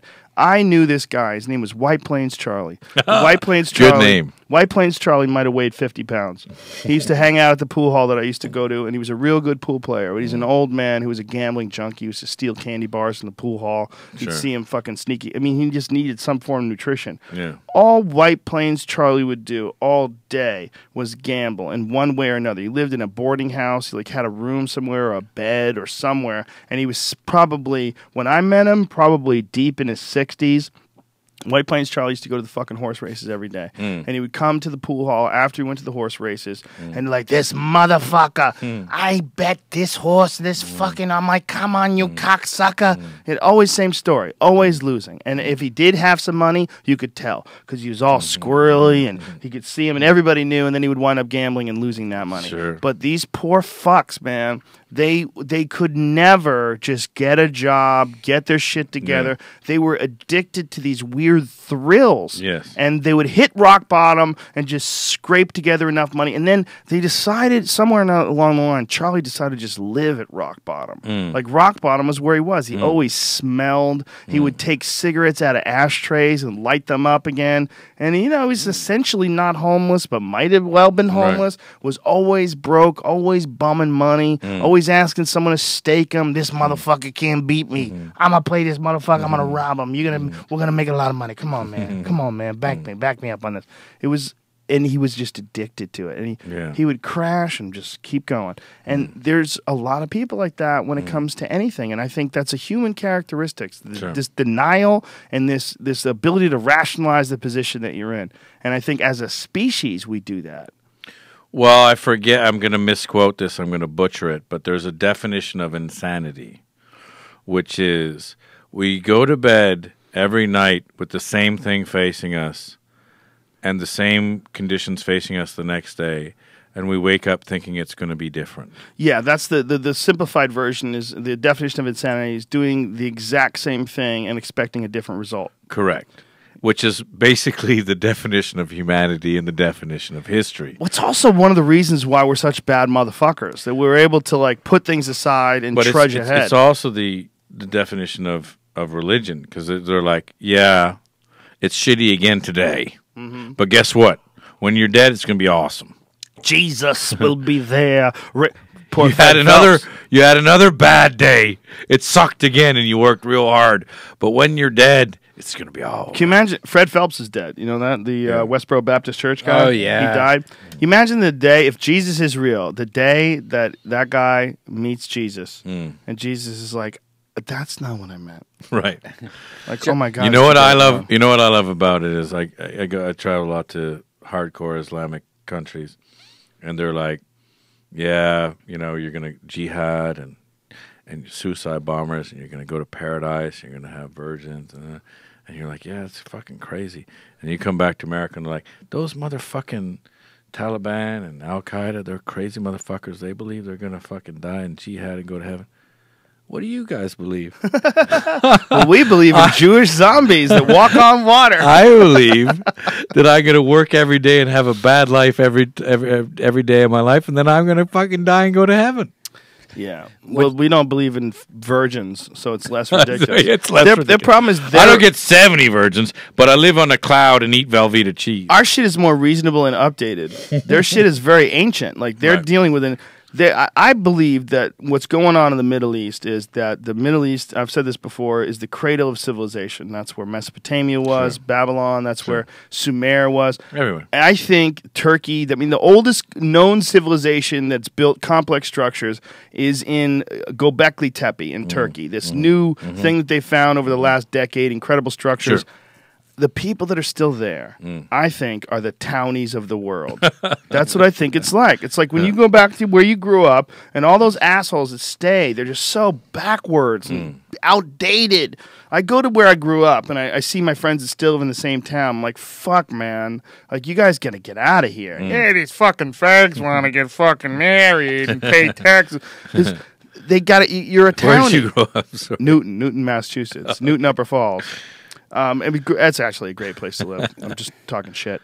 But what I'm talking about is that there are certain people that live in an area, and that area has an ideology that's very rigid, 100%. and they never get out of it. Yeah. This because their ideology was created 15,000 years ago. They have the echoes of that retarded civilization that thought the world was flat, and they worship goats. The interesting thing about Islam, though, is it was created, much as you say, as it was basically, by the way, watch a jihad be announced or a fatwa on me. it was created because Muhammad went to Judea and said, "Oh, there's this new Christian thing going on." So there was this monotheistic thing saying, "Oh, there's this new one God religion. I'm going to take that on." So Judaism, actually in the Quran, it says the people of the book. There's the Jews and the Christians and the Muslims, and they're all the same because they're monotheistic. And you say, "Oh, okay, well that's interesting. People of the book, we're all in it together. Why the fuck have you been, fighting us, the whole time?" Well, we have different versions of heaven.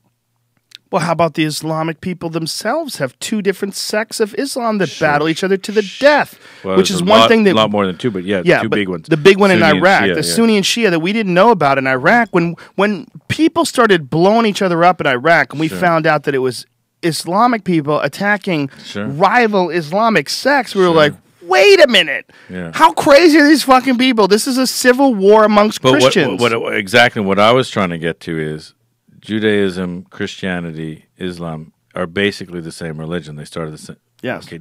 Well, similarly rooted. Exactly. There you go. Yeah. And so the people of the book, et cetera, and you sit there and saying your definition of heaven is different than my or your definition of this is different, or Jesus was a prophet, but Muhammad was the real prophet, and you say, okay, because of all that, we're going to kill the fuck out of each other for a long fucking time, and at that point, you're like, well, this is just fucking stupid. Well, it's all fucking stupid. Because we look at them and say, oh, you're going to get 70 virgins because you blew yourself up with the suicide vest. 72. You're fucking ridiculous. However, I'm going to go to heaven and live on a cloud with my fucking Savior Jesus. How is that any fucking different? It's just as ridiculous. But the term 72 virgins, apparently what they mean when they say 72. Raisins. 72 is like you would say a fucking gazillion. Yeah. Like you would get 72 virgins. It's just also the ideas of bounty. There's one imam saying it was actually meant 72 raisins, but raisins. Look, the fact of the matter is that it was raisins. That's not enough. Look that up. Google it. 72 Google raisins it. is a fucking skimpy little box. I want you to fucking back me up on this. If I bought a box of raisins and there was only 72, I'd be pissed. 5 bars. Yeah, exactly. Oh, that bit, that old school bit. Yeah, the idea that 72 raisins is a lot of raisins is just as insulting as 72 virgins in heaven. But what's interesting is those religions were created. Muslim martyrs get 72 raisins instead of virgins. Oh God, is that up there? Yeah. Hey, well, we believe you're good. You're very good, Redback. Google's good. It's not like you went out and read books. The kid didn't go out and get an encyclopedia. Ran outside with his library card. Right. I just typed. In the future, you won't even But have there to type. you go. It's tying it back to information. How about the fact that we have all information in the world, in the history of the world, at our fingertips at all times? Scary as fuck. It's crazy. That was the other thing I was going to say about... You're exactly right when you said the freedom of information and the freedom... it will save us, but it will change us. It's going to change everything. It will change us, but it will save us. Look, if it was just us, this is something I like to do all the time. I like to play this game. But it was only us four. It was Brian, Jamie, you, and I, and we were the only people on Earth. We'd be in trouble. You could read my email. Who cares? I'm emailing you guys, I mean, you could borrow my food. There's only 4 of us. If there's only 4 of us, all the food we have, we better fucking share it. Sure. All the vegetables we have, we better fucking share it. Why wouldn't we? If you build a dope house... and you spend all your time building that dope house. Yeah. I mean, that's your house and all. I should probably build my own house, but, we would help each other. Correct. You couldn't really build a house on your own. We would need each other. Why wouldn't we? Right. We don't necessarily need each other when there's 300 million of us, and so we have a real issue. Or 7 billion. Or 7 billion. And we have a real issue, but... we're going to be able to read each other's minds, man. That is coming. And we're going to need real, not purity of thought, because there's nothing wrong with being perverted. We have to understand that we are perverted. Well, all the things that Humans people are enjoy. perverted. Yeah, the things that people enjoy. Sex and talking shit and jerking off and all the nonsense that we enjoy is a part of us. It's a part of our animal life. Yeah. And we hide a lot of these things because of our culture. We hide a lot of these things because of, we want to have jobs and we want to have, there's another bottle of that Jack over there. You might want to crack that other bottle. Oh, shh. There's another bottle of Jack-o'-lantern Sody Pop with extra vitamin C.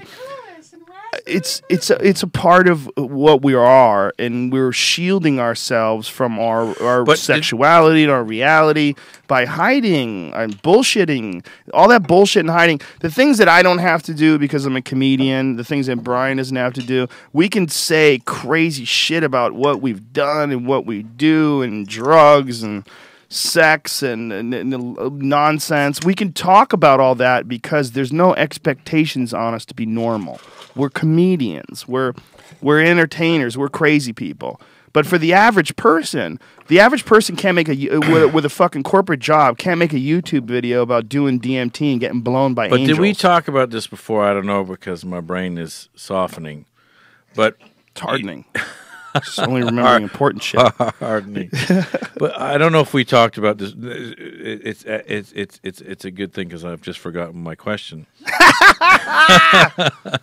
But hold on. What I was saying was that the expectations on guys like me and Brian, they don't exist because we're already silly. Oh, yeah. We're ridiculous people that are. It's fine if we talk about drugs. It's fine if we talk about sex. Oh yes, that was the thing you were saying that. Yeah. So I don't know if we talked about this before, but what I find disturbing about political representation is I've done a lot of crazy shit. I left home when I was like 13 and a half. I've been a bad boy. I've been a robber. You are a bad boy. I did a lot of bad things. I drank a lot, did a lot of drugs, did a lot of crazy things. The fact that our politicians, and this is one thing that freaked me out a bit, Mitt Romney, is here's a guy who didn't ever do anything. And by the way, I don't want someone who never did anything. I want someone who's done everything. I want someone who reflects me. So when people say, you know what, Shane, you fucking did drugs and you fucking did this and you fucking whacked off and you fucking cum sodden bastard, I'm like, yes. I'm fucking human. And by the way, I would like a politician to say, yeah, I whacked off and came in my fucking bag. Yeah, I fucking smoked drugs. I fucking get drunk. Because that's how we are as humans. It's normal. The fact that we have people who have to be squeaky clean, which nobody is, by the way. And the fact that you have to be, to me, if you're squeaky clean, you got 20 fucking dead bodies in your goddamn basement, because I don't trust those motherfuckers who are squeaky clean. Or you're crazy. I've never met anyone who's squeaky clean, and nor do I want to. We're human. And what you're saying is exactly right. You're fucking freaky business. I've got freaky business. Everyone's got freaky business. Now, do I want everyone in the world to know that I've had some freaky business? Yeah. Probably. Probably not. You say not, but that's because everybody else can hide their freaky business. Look, there's some things I don't mind about. There's some things I do. There's some things. What I'm trying to get at is what I would like from my representation is humanity. Yeah. Right? Like, we all fuck up. Mm-hmm. We all do crazy shit. We all do some fucking thing. If I look back, well, you fucking admit to everything. You're like, I fuck every. Wouldn't it be nice if, like, that Wiener guy, if the guy who was running up against Andrew Wiener, if he went, hey, look. Yes, I did. Who cares? Yes, I did. The guy likes to get a hold of freaky bitches, but not even him. The guy running against him.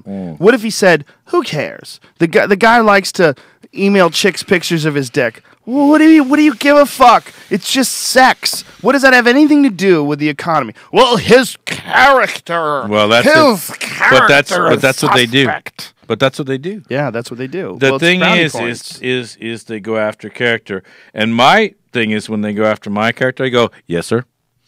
I did that. Well, I put it in the bum, and I don't feel bad about it. I've never done that. Well, you don't have to be a squeaky clean guy because the expectations aren't on you in that job. But we have this weird expectation that our politicians are saviors. And why? Politicians should represent us, and they don't. If they never do anything bad, then they don't represent us. Because we all do bad shit. Or, by the way, what's bad? We all do human shit.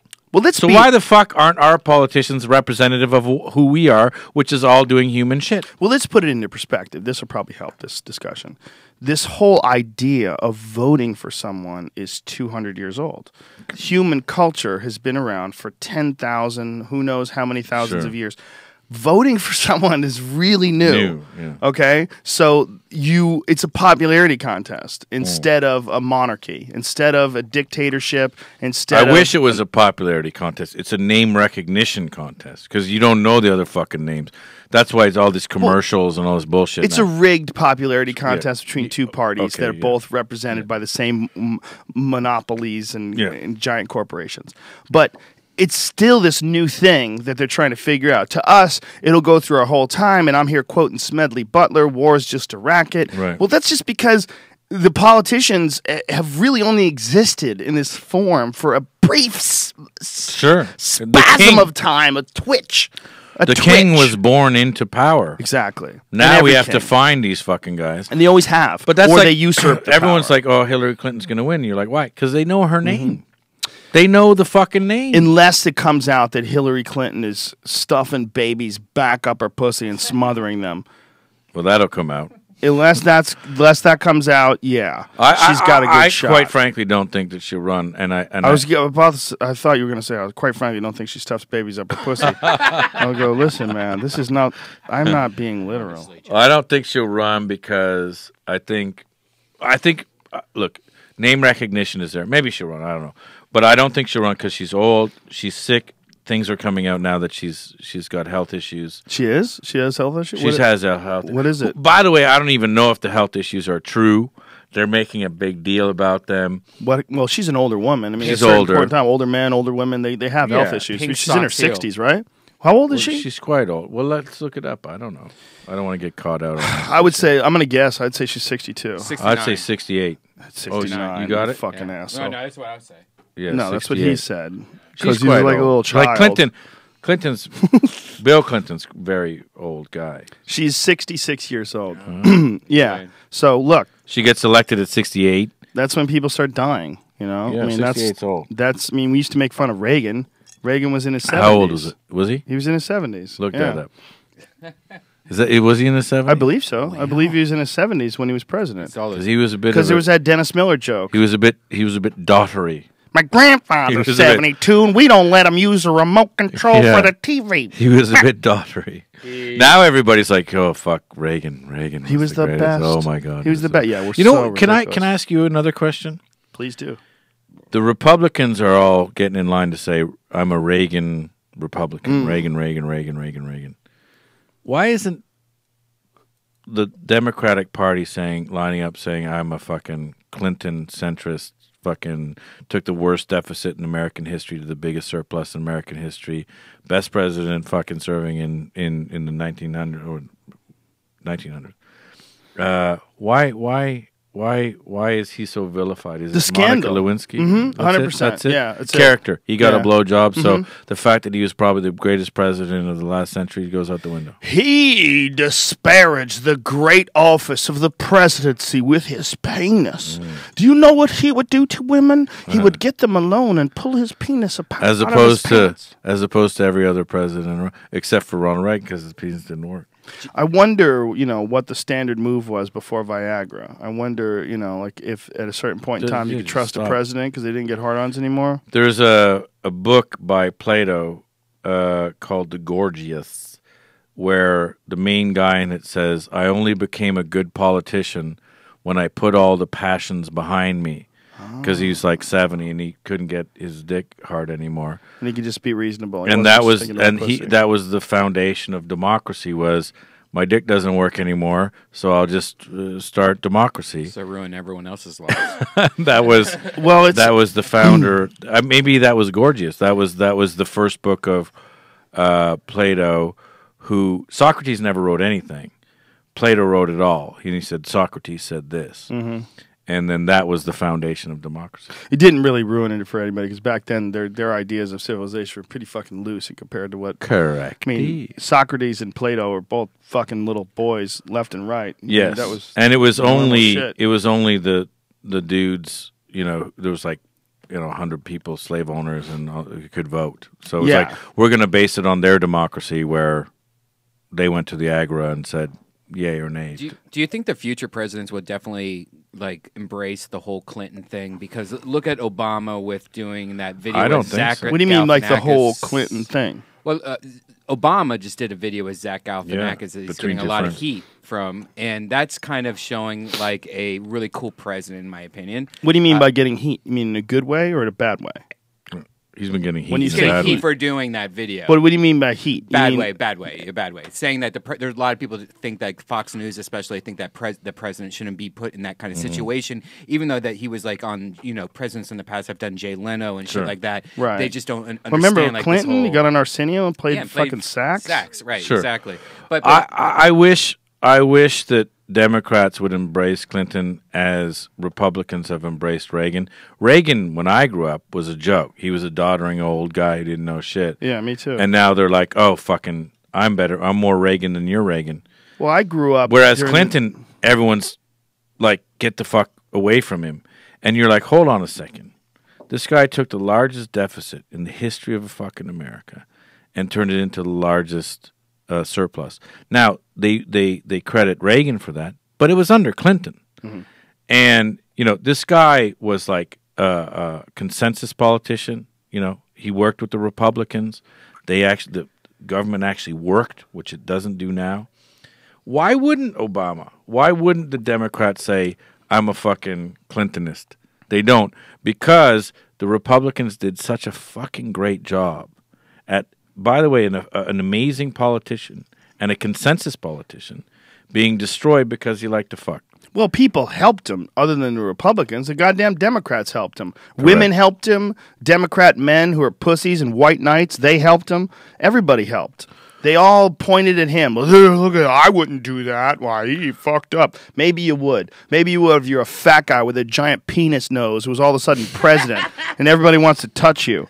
Yeah, you probably do some crazy shit. You probably can't even believe you're doing it. While you're doing it, you probably can't believe when you're alone, they shut that door. Good evening, Mr. President. Have a good night. They shut that door and you're alone in the Oval Office. You're like, get the fuck But out it of started here. before that. I'm sure it I did. was reading this amazing article recently about like Hillary Clinton and the Clinton presidency and the lead up to the Clinton presidency. And it was like they have been implicated in murders. Mm-hmm. They've been implicated in there was a push for impeachment, sex with men, sex with women, scandals over millions of dollars, and you're like, that's House of Cards shit.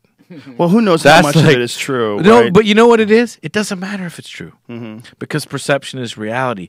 But what is true is there's a fucking PR war with all those. What's the thing on House of Cards? I haven't watched that show.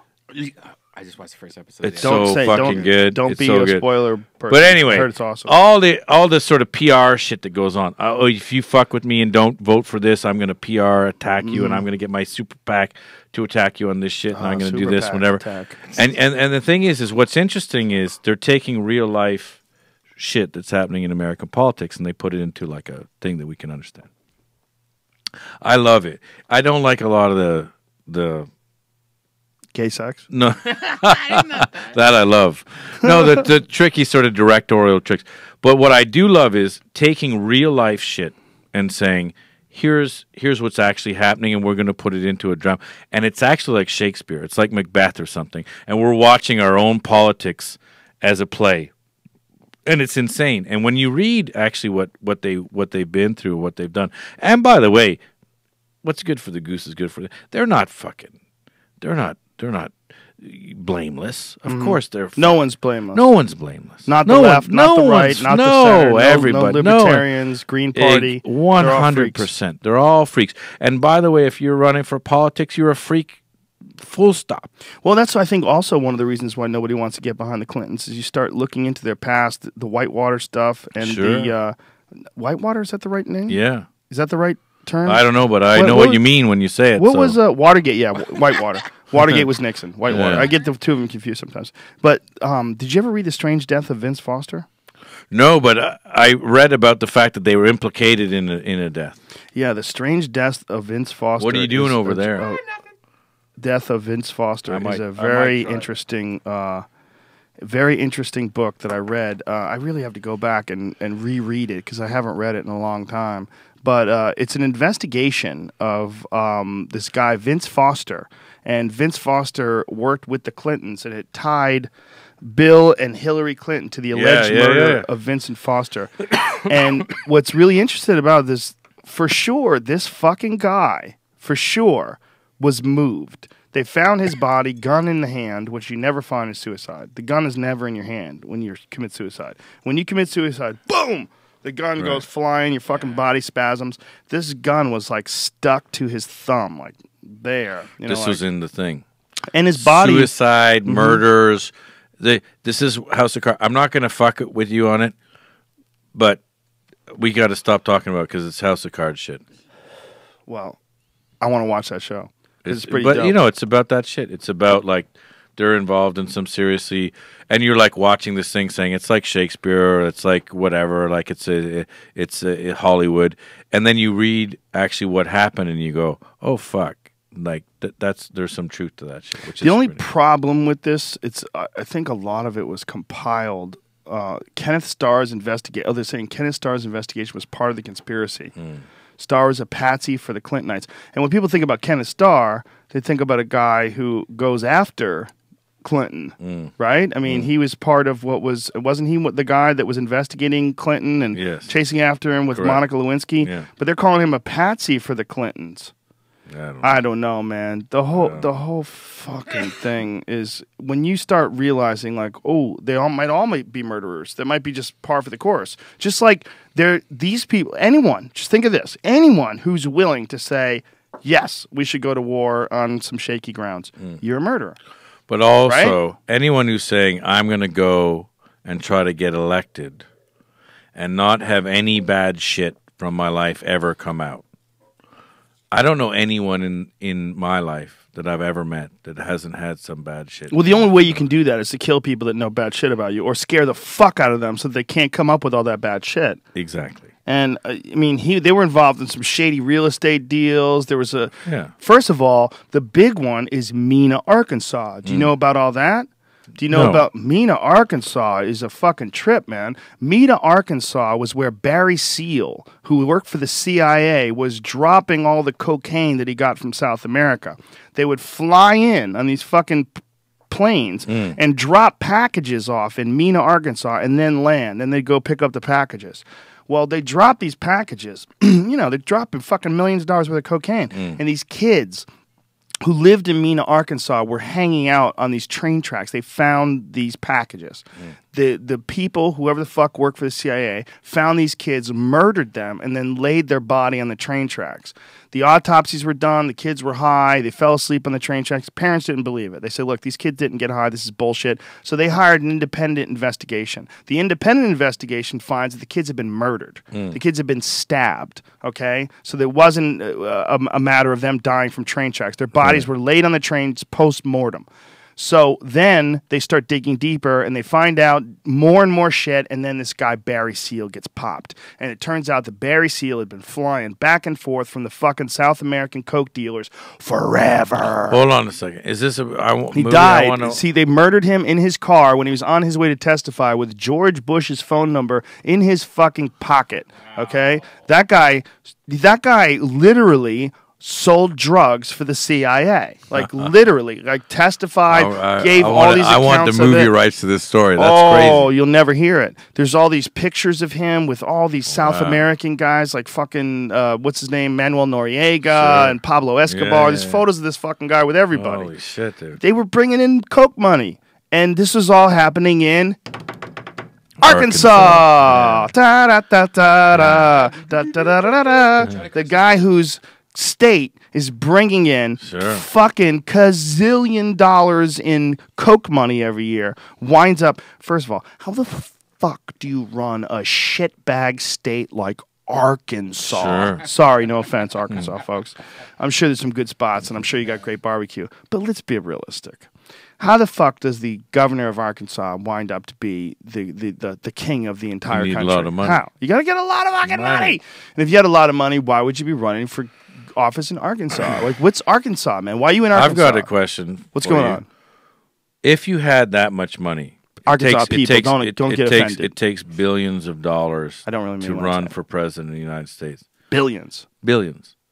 If you have that much money or that much support, why the fuck would you want that gig? Because I don't know any president besides Reagan, but which, by the way, is a construct. Because when he was in power, it was a fucking disaster. But you go, okay, like, why would you want that job? No one comes out unscathed. No one comes out like, you know what, that fucking president was awesome. Well, Reagan didn't even come out unscathed. No. He came out he was a dog until we said, you know what, he was the best one ever. But the thing is you sit there and go, why? They're gonna put everything you've ever done under a microscope. Well, not only everything that, you've ever met is under a microscope. Everything you've ever said is under a microscope. Why the fuck would you want that fucking job? Well, not only that. I mean, that's certainly got to be impossible, an impossible task for any normal human being, especially a man. Any man with a functional penis is going to have some fucking terrible stories in his past. But that said, forget about all that. The idea that any one person should be like that is what's most ridiculous. Exactly. Not even the idea that they're going to look all this stuff up and find all this. And then there's the idea that any Clinton one should have person, killed somebody. Just JK. Just JK. Yeah, just JK. Just the idea that one person really can run the whole country. Like, we need a head guy. Like, why do we need a head guy? Do we really still need that? I don't know. But what I'm saying is, to get there, those motherfuckers have to be shady. Because if you look at, like, George Bush Sr., he was like a backroom bureaucrat, but he was head of the CIA. He's like our fucking Putin. And then he gets in, and he's just like this sort of non-effectual, sort of like nothing fucking dude. But he's like the head of the fucking CIA. And you sit there and you just go, I don't even know what the fuck's happening here anymore. I don't know what you're writing over there. What happens if presidents become like tuna? Like, we get to the point where nobody wants to be president. I don't want to be president. Everybody's like, fuck this. You know what? what's It gets funny? to a point where there's like literally no one running for president. Yeah. We have the presidential elections That's today, good. and everybody's like, because people like it. whenever I do That's like okay. political pieces and shit, they're like, you should. By the way, I've seen it with you too. Like on Twitter and shit, they're like, you should run for office. You guys should run for office. You should Joe Rogan for outta president, et cetera, and you're like, are you fucking crazy? well, not only that, forget are about you fucking crazy. what kind of a fucking stressful job. Even if you were the most perfect Yoda Buddha angel that made it to age 45 and never did a crime and never smoked a joint and never did a bump, whatever, you know, even if you were, what kind of crazy pressure would that be to all of a sudden you're the guy who's deciding whether or not military action takes place? Right. You're the guy who's deciding whether or not a policy is going to be instituted like Obamacare that people Do you are going even to want fucking that freak responsibility? out. I don't. Dude, if you make a YouTube video that people don't like, they want you to die. Could you imagine what it must feel like to be the guy who invented Obamacare? No. I have personally seen people No. freak the fuck out, get purple-faced, Yeah. sweat flying off their head, talking about the nonsense that is Obamacare. I don't understand it. I don't know who's right. I'm not a small business owner in that sense where they have a hire, a bunch of people and pay for I don't know what's good and what's bad. I don't even understand why it was instituted in the first place. Right. I'm not sure I totally get it because I've heard too many different versions I'd battle love it out. to talk about that. Are we supposed to do something? By the way, this is like the last week. Like you have one. Well, you week guys left. are taken care of. You don't have to worry about anything. Yeah, but You're all do we have insured. to like say yes or no? Do because they make it seem like you're going to get fined if you don't do I the think right thing. I think for individuals, I'm not sure how it works, but I know that you guys always had insurance, so I think it's essentially the same insurance. Is it Right. essentially the same? I don't know. You're all I gonna don't die. think it's any And no different. one knows though. I You're all bet gonna so die. many people are going to get fined. This is going to be the most money that the government's ever made Well, by not telling us about this. I don't understand say. it. Well, we don't have to get bogged down because I'll just go off for hours about this. So But what I was just saying is that I don't think anybody should have that kind of responsibility. I don't think any person should have the weight of the world like that on their back. I think there has to be a better way to collectively decide what's going on than to give one guy white hair. it's These crazy. Poor motherfuckers, man. By Nobody the can way, do that gig. Here's a guy, He's you, man. that How old are we're- you? How old are you? 44. He's just a little older than you. Yeah. That's nonsense. Well, I don't know about that because older people are even more crazy. But that's absolute craziness. But what I'd like to say is I agree with you that we're going to vote a collective me to try to make those decisions because there is no collective me. What I mean by he's you, and I mean get he's it. the same age. What I mean is, I'm just putting it into perspective that I don't feel anyone ever is the guy. 100%. It can't be done. Yes. Okay, it's a Cannot be done. ridiculous proposition. He's going to go toe-to-toe with Putin over Crimea. What does that If mean? I'm going to go toe-to-toe with Putin over Crimea, I'm going to say, you know what, I lost. Because that guy used to run the KGB. He's got all the guys on the ground with all their weapons. He's already won. He's got a consent. What the fuck am I going to do to go in to stop it? Could you imagine if they had Obama, if they did something to Obama? Like, could you imagine if something happened where, like, well, you know that guy that got poisoned in Russia? No, in Ukraine. In the Ukraine, yeah. His I mean, face was his face turned into this horrible. Steel, It was scaly. horrible Yeah. poisoning. Yeah. Like the guy Yeah. came That was very Putin. close to die. That Well, I don't know about all that. I wasn't there. But what I'm saying It is, allegedly was Putin. could you imagine if we found out that some, not even Putin, some crazy person out there had it in for Obama and was actually going after him?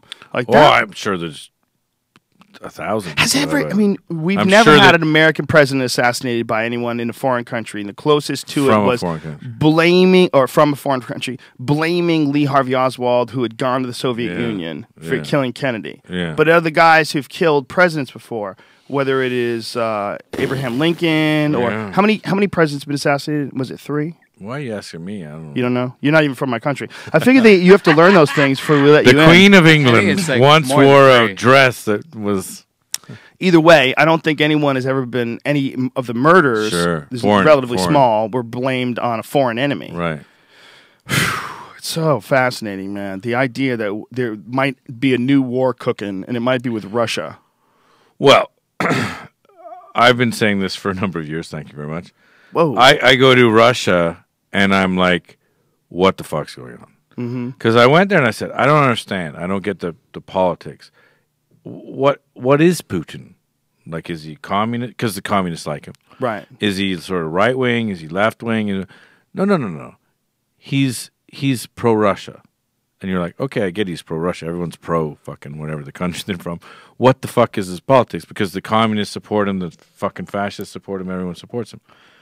And he's like, no, he's pro Russia. He's anti West. So pro Russia equals anti West.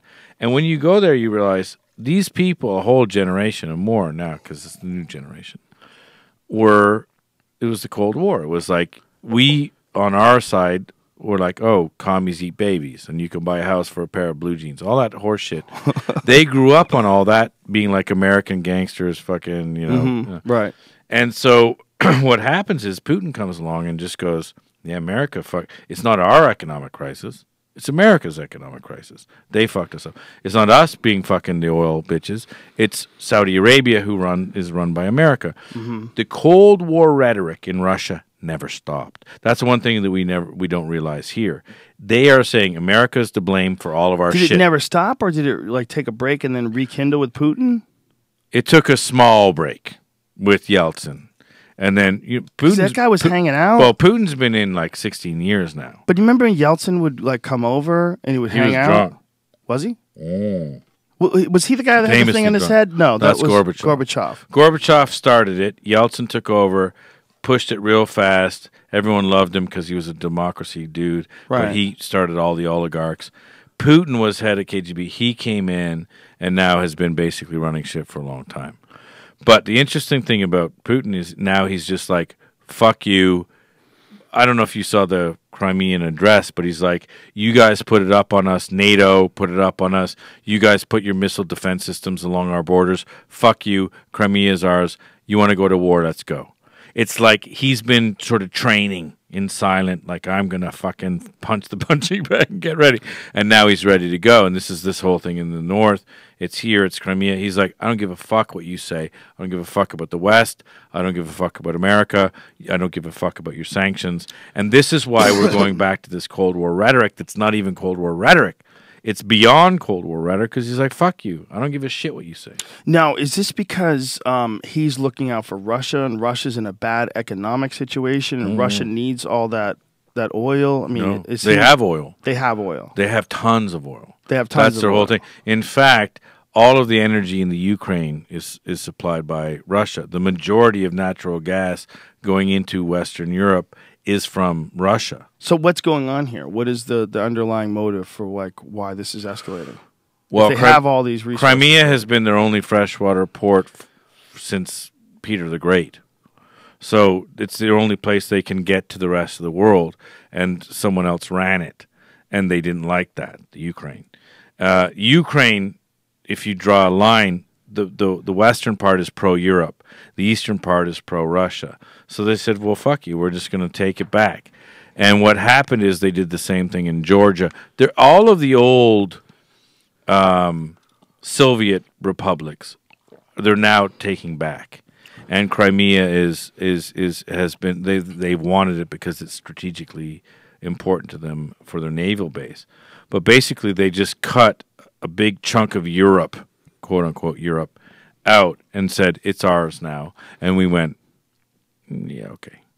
So we just don't want to start any bullshit. We can't. We can't. Nothing we can do unless we're going to go to What are war. you going to do? It's like saying New Jersey said they don't want to be part of fucking America, so Russia moved in, and we're going to fucking. Right. It can't happen. Yeah, that would be interesting. Yeah, if Russia said we can't take New Jersey. Exactly. And then, by the way, what are you going to do? Send in troops? It's not going to happen. What is it gonna take for our culture to move past all these things that are holding us back, like this kind of gangster behavior that all countries do, not just the United States, not just Russia, pretty much any country that has a lot of power. They just decide like they need some resources. They decide they need this, they need that. I mean, it's always been what we're seeing is just a really complicated sort of propaganda. I agree with you, and I say that the only way we have any real power is consumer advocacy. What does that mean? Whatever we buy, that's the power, because that's economics. Economics runs everything. Right. And as long as Europe is buying Russian energy, then Russia is going to say, I'm going to do whatever the fuck I want. Russia is redrawing the borders of Europe with Europe's money. Right. Yeah, because they sell the gas to Europe. We're in the exact same position, right? We're sitting there saying, okay, well, we're going to do this, we're going to do that. Why? Because we use Google, because we use fucking Facebook, because we buy Nikes, because we buy Ford, because whatever. What's going to happen is people realize whatever I buy, that's the real power. Right. And when I say that, what I mean is if you look at pre-2008, number one sellers, Escalade, Hummer, all the big SUVs. Post-2008, Prius. Right? Because all of a sudden gas fucking tripled in price. So the only thing that really moves policy is how people vote with the dollars. Because if you fucking start voting with dollars, with Unilever, with Procter & Gamble, with Ford, with GM, with Exxon, then you're going to move policy. You could move policy decisions tomorrow. Because these guys have lines to power, and they say, fuck, these people aren't buying Fords anymore. They're not buying Exxon gas, or they're not buying whatever. The idea that oil is it fluctuates so much has always been baffling to me. It doesn't fluctuate that much, but yeah. But it fluctuates enough. It fluctuates between profit and crazy profit. Well, do you remember when you were talking about the gas hike? You remember there was right when Bush was leaving office, when George W. was leaving office.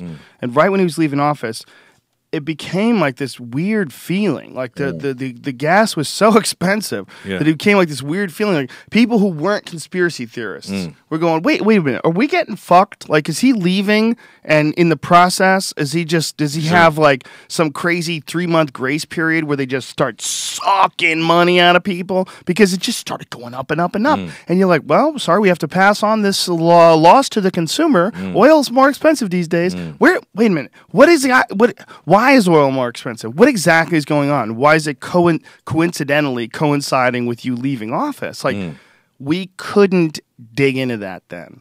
That would be very difficult to pull off today. Right. If the same situation was happening today, it would be much harder to pull off. Well, no, 10 but years from they- now, yeah. more difficult. 20 years from now, impossible. That's what I think. I think that all this creepy shit that they've been able to do and fuck people over and clandestine operations like that, I think they can't.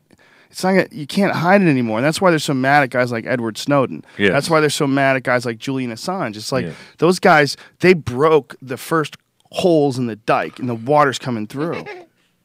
I don't mean that kind of dike, Brian. Yes, God damn it, because bro. if you look at it, you say, if you look at after 9/11, How dare the Saudi royal family, who were living here in America, were flown out.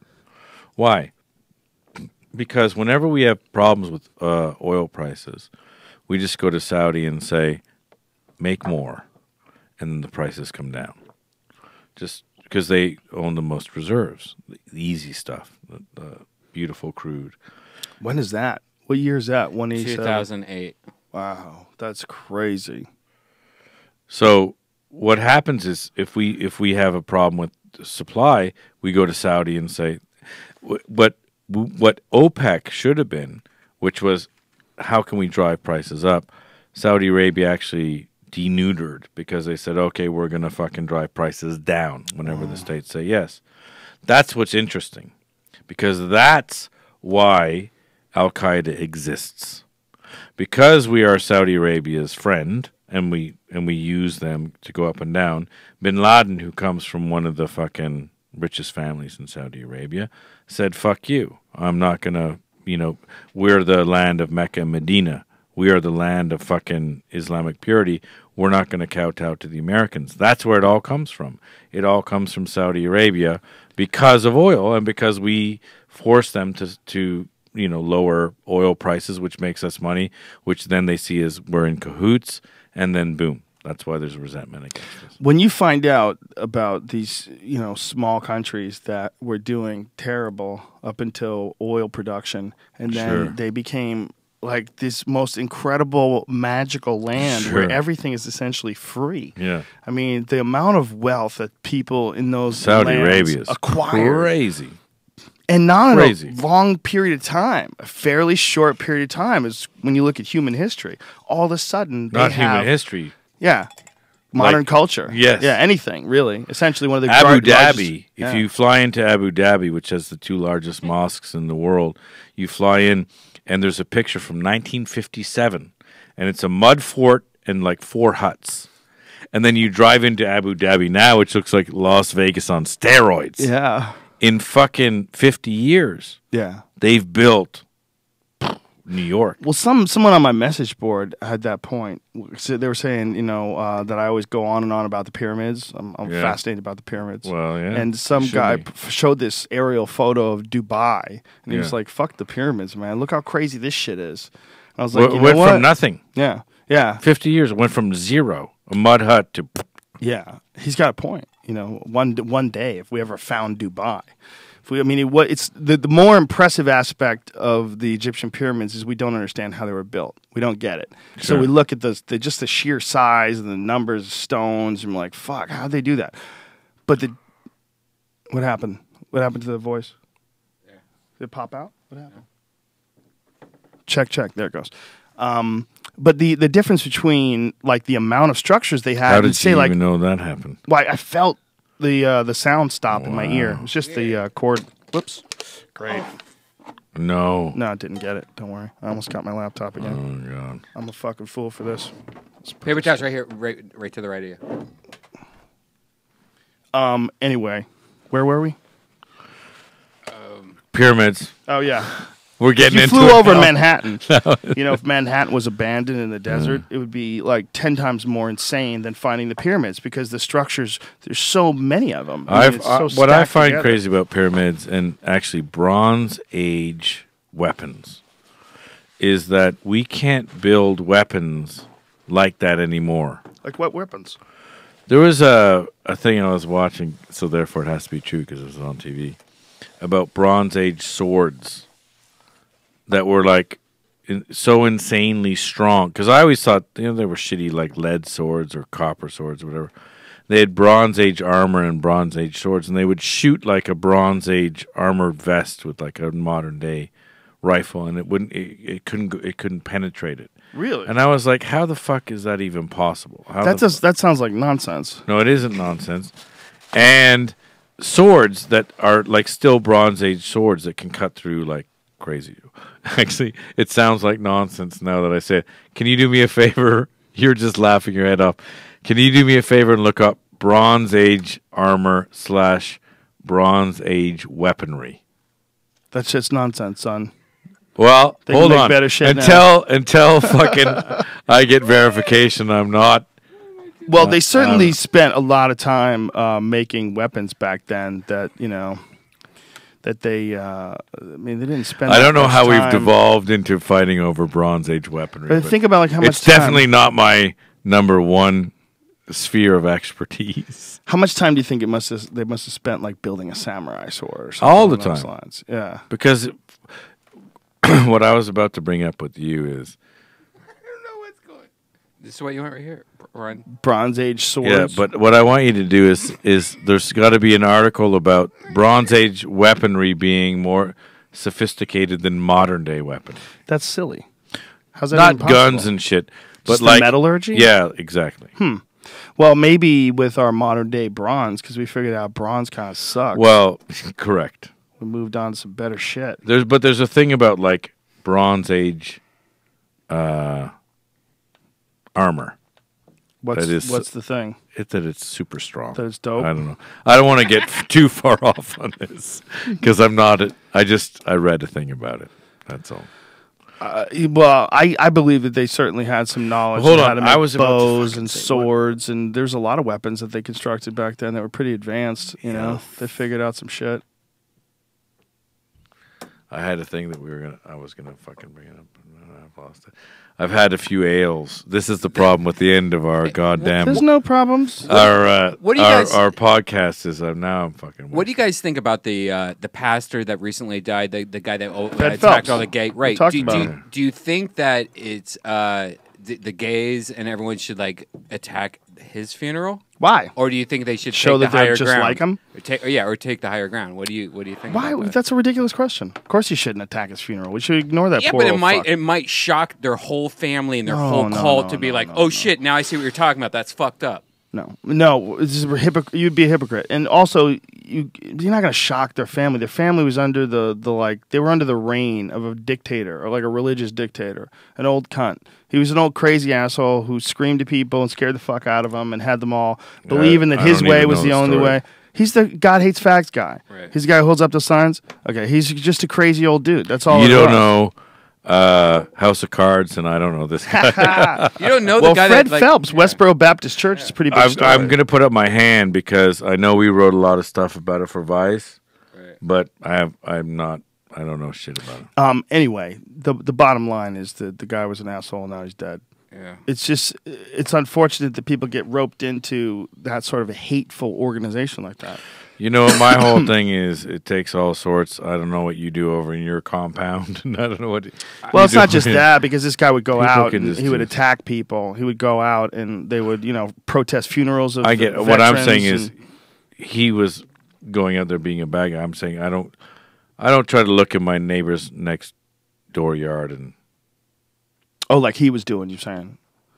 or anybody does. Yeah, well, you know what, man? It's just sad when people get some people are like easily led, and instead of finding some nice religious leader who's put together a nice community and they all have picnics and shit, they found an asshole. I mean, that's really essentially what happened. They Yeah. got roped into some shithead's gravity, and now he's dead. Yeah, they definitely shouldn't protest his funeral, man. No. Just he's a lesson. You're just trying to start shit over. No, I'm not, it's a man. really legit Dude, trust question. Me, I believe in dynamic fasteners and all that, like karma, high, like positive stuff. Dynamic fastener. I just think that What are you talking about? Do you know what who dynamic point- fastener is? people who point No, the finger. what is it? Dynamic fastener is something that he's like a huge sponsor for all these UFC fighters. Right, but what is it? It's just like parts. It's like screws and bolts. But this guy's just a big UFC fan, so he just pays for all these people. Right. But it's But you just like, can't just say that. No one's going to know what the fuck Well, you're talking yeah. about. I didn't know what you're talking about. I mean, I've seen the ads, but I had no idea what your it's connection so was. ridiculous. I don't know what it. I never looked into what that was. You should. It's really interesting because the guy's just a fan, and then you realize it's not that expensive to be a sponsor for one of these fighters. So this guy that just owns like this guy, and he's just a fan. So now everyone was like coming out in shirts with like this dynamic fastener on it, and it's just like nothing. It's nothing that you. Well, would go it's to the his store. company. Yeah, it's his so company. he's just doing it. There's another guy who does that too. Yeah. A technologies guy who does that. I asked him once. I was like, why do you advertise? He goes, I just like it. Like seeing there the was name a of my show, company. Yeah. I think it was Dynamic like The Factory. Real Cool. World or something, and it was like the biggest show on TV at the time, and it would show at like 3 in the morning when most people would get home in New York, and there was the guy, the Brooklyn Clown. The Brooklyn Clown? You know, he was a clown, but it would be like the #1 show on TV, but people would come home at like 3 in the morning, and he was a clown who would buy like the advertising spots for like $1,000. And so it was this huge show that millions of people would watch, but all the advertising would be about the Brooklyn Clown. Huh. It's actually really cheap to get advertising Super late at cheap. night. That's what I was trying to get It's like at. Tito's Tacos. Seriously, you know how many Because you were saying tacos like it costs? you to were make saying it- the fastener guy can get in there and get the thing. Well, This guy was super smart because he's like, oh, here's this time slot that everyone's getting home to watch The Real World or whatever. It was some big show. Well, how weird is it when they give away their whole channel or when they have a fake show? There you go. That's the weirdest shit ever. You're like, am How I about the dude Montel Trudeau? Williams? Is this a real show, How Montel? about Trudeau, right? What's going on here, 30, Montel? 30 years he got, right? In jail. Trudeau? No, 10. He got 10 years. You got 10 only? Yeah. Have you done him here? No. Because no, I wouldn't have him on. I would never have that guy on. That guy- well, because I watched a lot of those he's a infomercials. swindler. I met him. Fuck He's a me nice here. guy. I met him because Really? he put a bunch of money into something called the IPT. It was the International Pool Tour. And he put on these gigantic events in Vegas. Like the most money people ever got paid from professional pool was Kevin Trudeau. And Really? And he put together a television show. And he was going to have these guys play, and it was on television, and they were playing pool for hundreds of thousands of dollars. They had done it full blast. Like he put the pedal to the metal, spent millions of bucks that he robbed from little old ladies who thought they were going to lose weight. And with me. secrets they don't want you to know about. And me. But he spent all this money under the premise that there was laws that hadn't been instituted yet. That they didn't know that they existed. They were going to write them about internet gambling. So when they made the business model, they factored in internet gambling. People would be able to gamble on these pool matches, and we'll profit from that. And then there'll be residual. We'll have a bunch of gambling junkies He's that a smart associate our site with a good place to gamble. You know, because there was all these online gambling, poker Sure, places, yeah, all those yeah. people that got arrested and had to Yeah. move to Costa Rica. Yeah. Well, this is all part of that. Okay, so when they came in and shut down online gambling, he was fucked. So he lost shitloads of money. Yeah. Spilled it again. Had to give people their money back. Had to. So he started the whole- Had to pay off these pool players in like fractions on the dollar. I mean, I don't know what the fraction was. It was 75 cents on a dollar, or right. if some of them got paid all their money, but he didn't Right. pay all of them. Maybe they all got paid eventually, but Right. it's a long struggle you're talking about, right? So this That's some guy's interesting shit. So then, the pool takes this big fucking slide afterwards, but everybody sort of hopes and prays that this guy gets his shit together and comes Right. back to pool. He's like the savior of pool. This Right. fucking crazy guy who rips off old ladies. I actually want to do that story as a movie. That's the most insane fascinating. thing ever. Because he Yeah. did this pool thing. It blew up in his face, and then he said, "I'm going to cure cancer with No, he always cigarette ash." had the nonsense. The nonsense was always there. He always had nonsense. He used the nonsense to make his money. Because I get home at like 4 in the morning, so I watch late night infomercials, and I'm weak at that hour. Right. I'm You not the suck, yeah. strongest. No, I'm not the strongest mentally. Oh, I see. I'm not. I don't know why that came up. We talking you about you come getting home led and- down a dark road because of one of these You infomercials. come up, you're wasted, right. and and he's going. You know what? It's fucking powdered asparagus. That's what's going to do it. I'm like, you know what? I'm in. Coral ready. calcium. Remember I'm that one? ready. Yeah, well, that I was need the some one. coral Well, that was calcium. the one. Yeah. That was the one you got. I didn't big know. for. It's coral calcium. These Japanese people have I would have thick, fucking dark hair till they're dead. I would have put it in my eyeballs Yeah. Coral because calcium. it's 4:30 in the morning. Yeah. You're ready to go. You're like, fuck, I want coral calcium. It seems like what's something that's missing in my life. Yeah, I need that shit. Yeah, when it's really late at night, you're convinced. He got fucked, though. Yeah, 10 years is a long-ass time. And, he had done some time already. He'd done like a few months. He tried to tell the judge that he's changed his ways. We got to we got to do his... We got to Wolf of Wall Street that shit. Well, I have a good friend who worked for him for years. Fuck off. Yeah. Let's make that. If you want to we make gotta it happen. do it right now. I don't know. Everybody, we want to do the movie. Stop. I don't know if my friend signed any NDAs, so I have to be careful. Oh, okay. That Trudeau doesn't get out of jail and throw heat at him. He might fucking escape. Even if he told the story truthfully, though, the story... It'd be Shawshank Redemption. The truthful story is actually quite fascinating. The actual truthful story of him spending all that money on pool. You're and blowing all my these fucking brain maniacs. Because pool players are a fucking bunch of maniacs. Just Sure. crazy guys out there scrambling and hustling and wearing overalls and pretending they just hopped off a farm. Just anybody I looking don't to know play a how little to friendly play. pool. Yeah, I mean that's what half of those guys grew up doing. You know, that's half of those guys. Sure. That's where they get their experience. Yeah. And so all of a sudden they're wearing tuxedos and they're playing on TV. And it was one of those weird TV channels, too. It was like, it was on one of those burgeoning... We have to make a movie of this fucker. It's interesting stuff, man. They were good events, too. He really did get the best players in the world. It's also like a global news event that this fucker got, 10 years, yeah. So, anyway... Well, we shouldn't talk about it anymore, but we should make this fucking movie. Yeah, listen, man, you should make the movie, and I'll tell you with the story. I'll connect you to people. That's I'm not making any awesome. movies, man. I got no time for that. Ain't nobody got time for that. Ain't got no time for that. That story is kind of unique, though. It's unique also pretty that awesome. pool is a tragic fucking game. It's a tragically haunted game, and I'm not exactly sure why. It seems like somewhere along the line, pool fucked somebody over. And it's first of all, it didn't fuck anyone over. It's a barroom game that you bet your pitcher money on, and all of a sudden it was like legitimate because of a awful but amazing Tom Cruise movie, and then you're like, why isn't it snooker? Well, it was way bigger, before the Tom Cruise movie. Yeah. In the 1900s, the turn of the century, there was snooker. No, pool. There was 1,000 pool halls in New York City at the turn of the century. Pool was huge. And the term pool doesn't mean pocket billiards. Pocket billiards is the game. Right. The term pool is gathering up all your money and betting it, pooling your money together and betting it on games.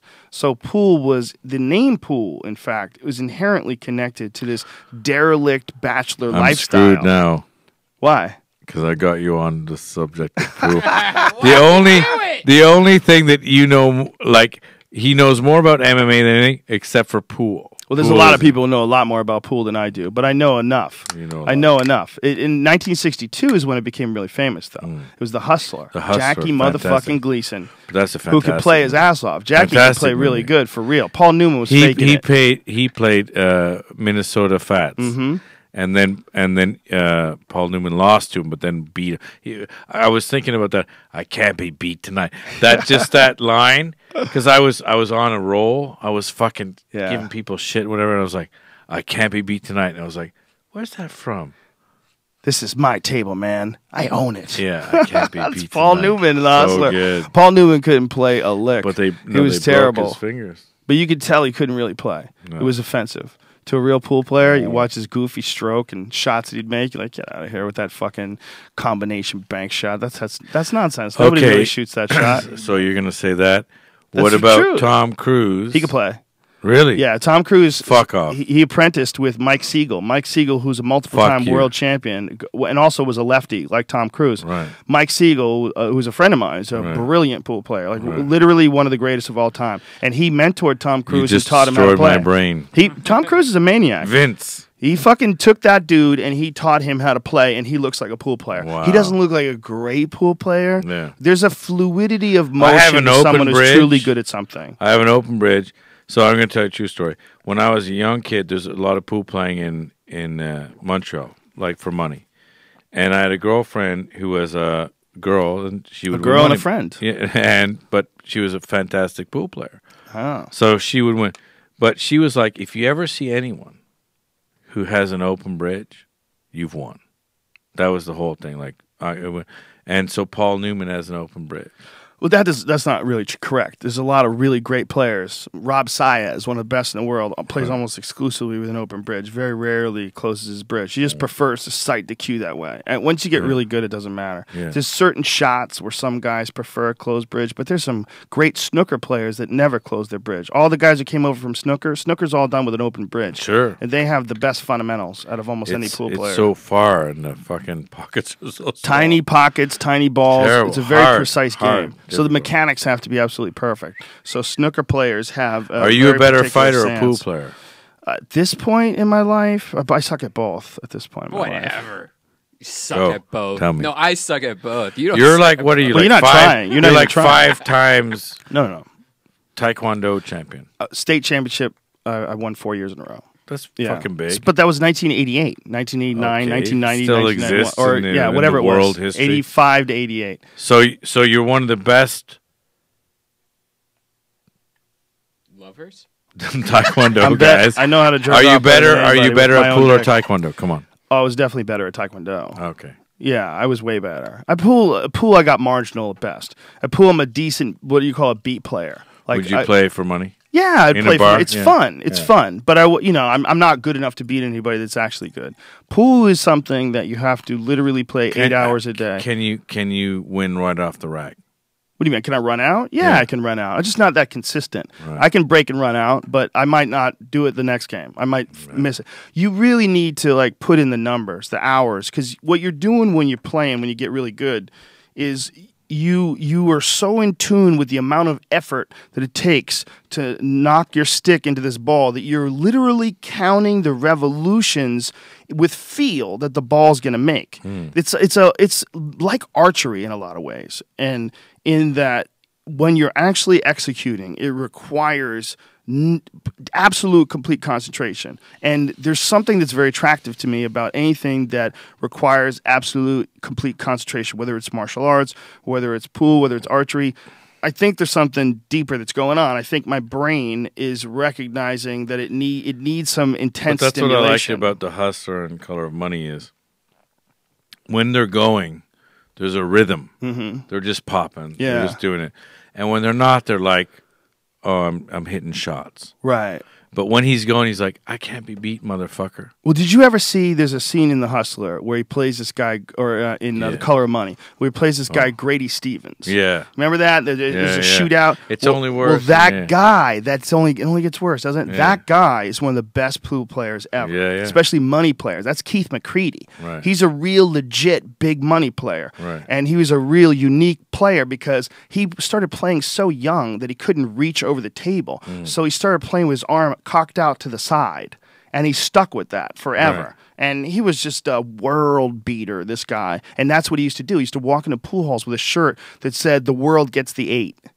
You know what that means? Yeah. That means he spots you in a game of 9-ball. He spots you the 8-ball. That means you win if you get the 8-ball in or the 9-ball, he You wins win. only with the Yeah. 9-ball. So he's Yeah. giving professional players Yeah. an advantage. He's like, that's how confident he is. Right. And it was a real guy. Yeah. So like when he's playing this Grady Stevens, like to the people that know the game, like it's very Big. appropriate. It's Yeah. perfect. Yeah. You know, that movie really represented a lot of the craziness that gambling and pool and being on the road is. None of them ever get it right. You though. know what? I hate all like remakes and especially of classics. And The Hustler is such a great fucking film. It was an excellent follow-on of a guy who was just like sitting there in his own shit, just going, I'm going to come back now. It's awesome. Yeah. Well, Walter Tevis is the guy who wrote both of them, and he wrote The Hustler, and he really? also wrote The Color of Money. But The Color of Money, the Hustler's- book, is a very different book. It's a very different ending, very different. It follows Fast Eddie, like he goes around by himself. There's no Vince. There's no Tom Cruise character in the book. Right. They made the Tom Cruise character because they wanted to jazz it up for. I mean, it was a good move It for worked. pool. For pool, Yeah. it was a huge Fantastic. movie. But since then, video games came along, kicked pool in the dick. Was that book hard to follow? I could imagine a pool book be like. Well, that's just you though, because you're not into pool. Yeah, Like but I mean, me- like, did they explain like the ball rolled down? no, hit it's that not really green ball? about pool. See, that was the thing about The Hustler too. Did you ever see that movie, The Hustler? Long time. It's ago. really not about pool. What it's about is about a guy trying to prove that he's worth something in life and fucking up and making colossal mistakes along the way. It's about two romantic losers that He are meets a connected girl together, and she's a who loser. actually takes care of him. She's got a limp. I mean, there's a lot of dark shit to this movie. She was a drunk, and Jackie. He was a drunk. He's a drunk, and Jackie Gleason He's a drunk. is a drunk. I mean, these gamblers and fucking murderers and all these people that they were interacting with, it was so much of it was just a character study. And that was the fascinating thing about that movie. The pool playing, like I said, was dog shit. Paul Newman looked like he couldn't make a ball. Jackie Gleason could play. He could play better than all of them, better than Tom Cruise, better than Paul Newman.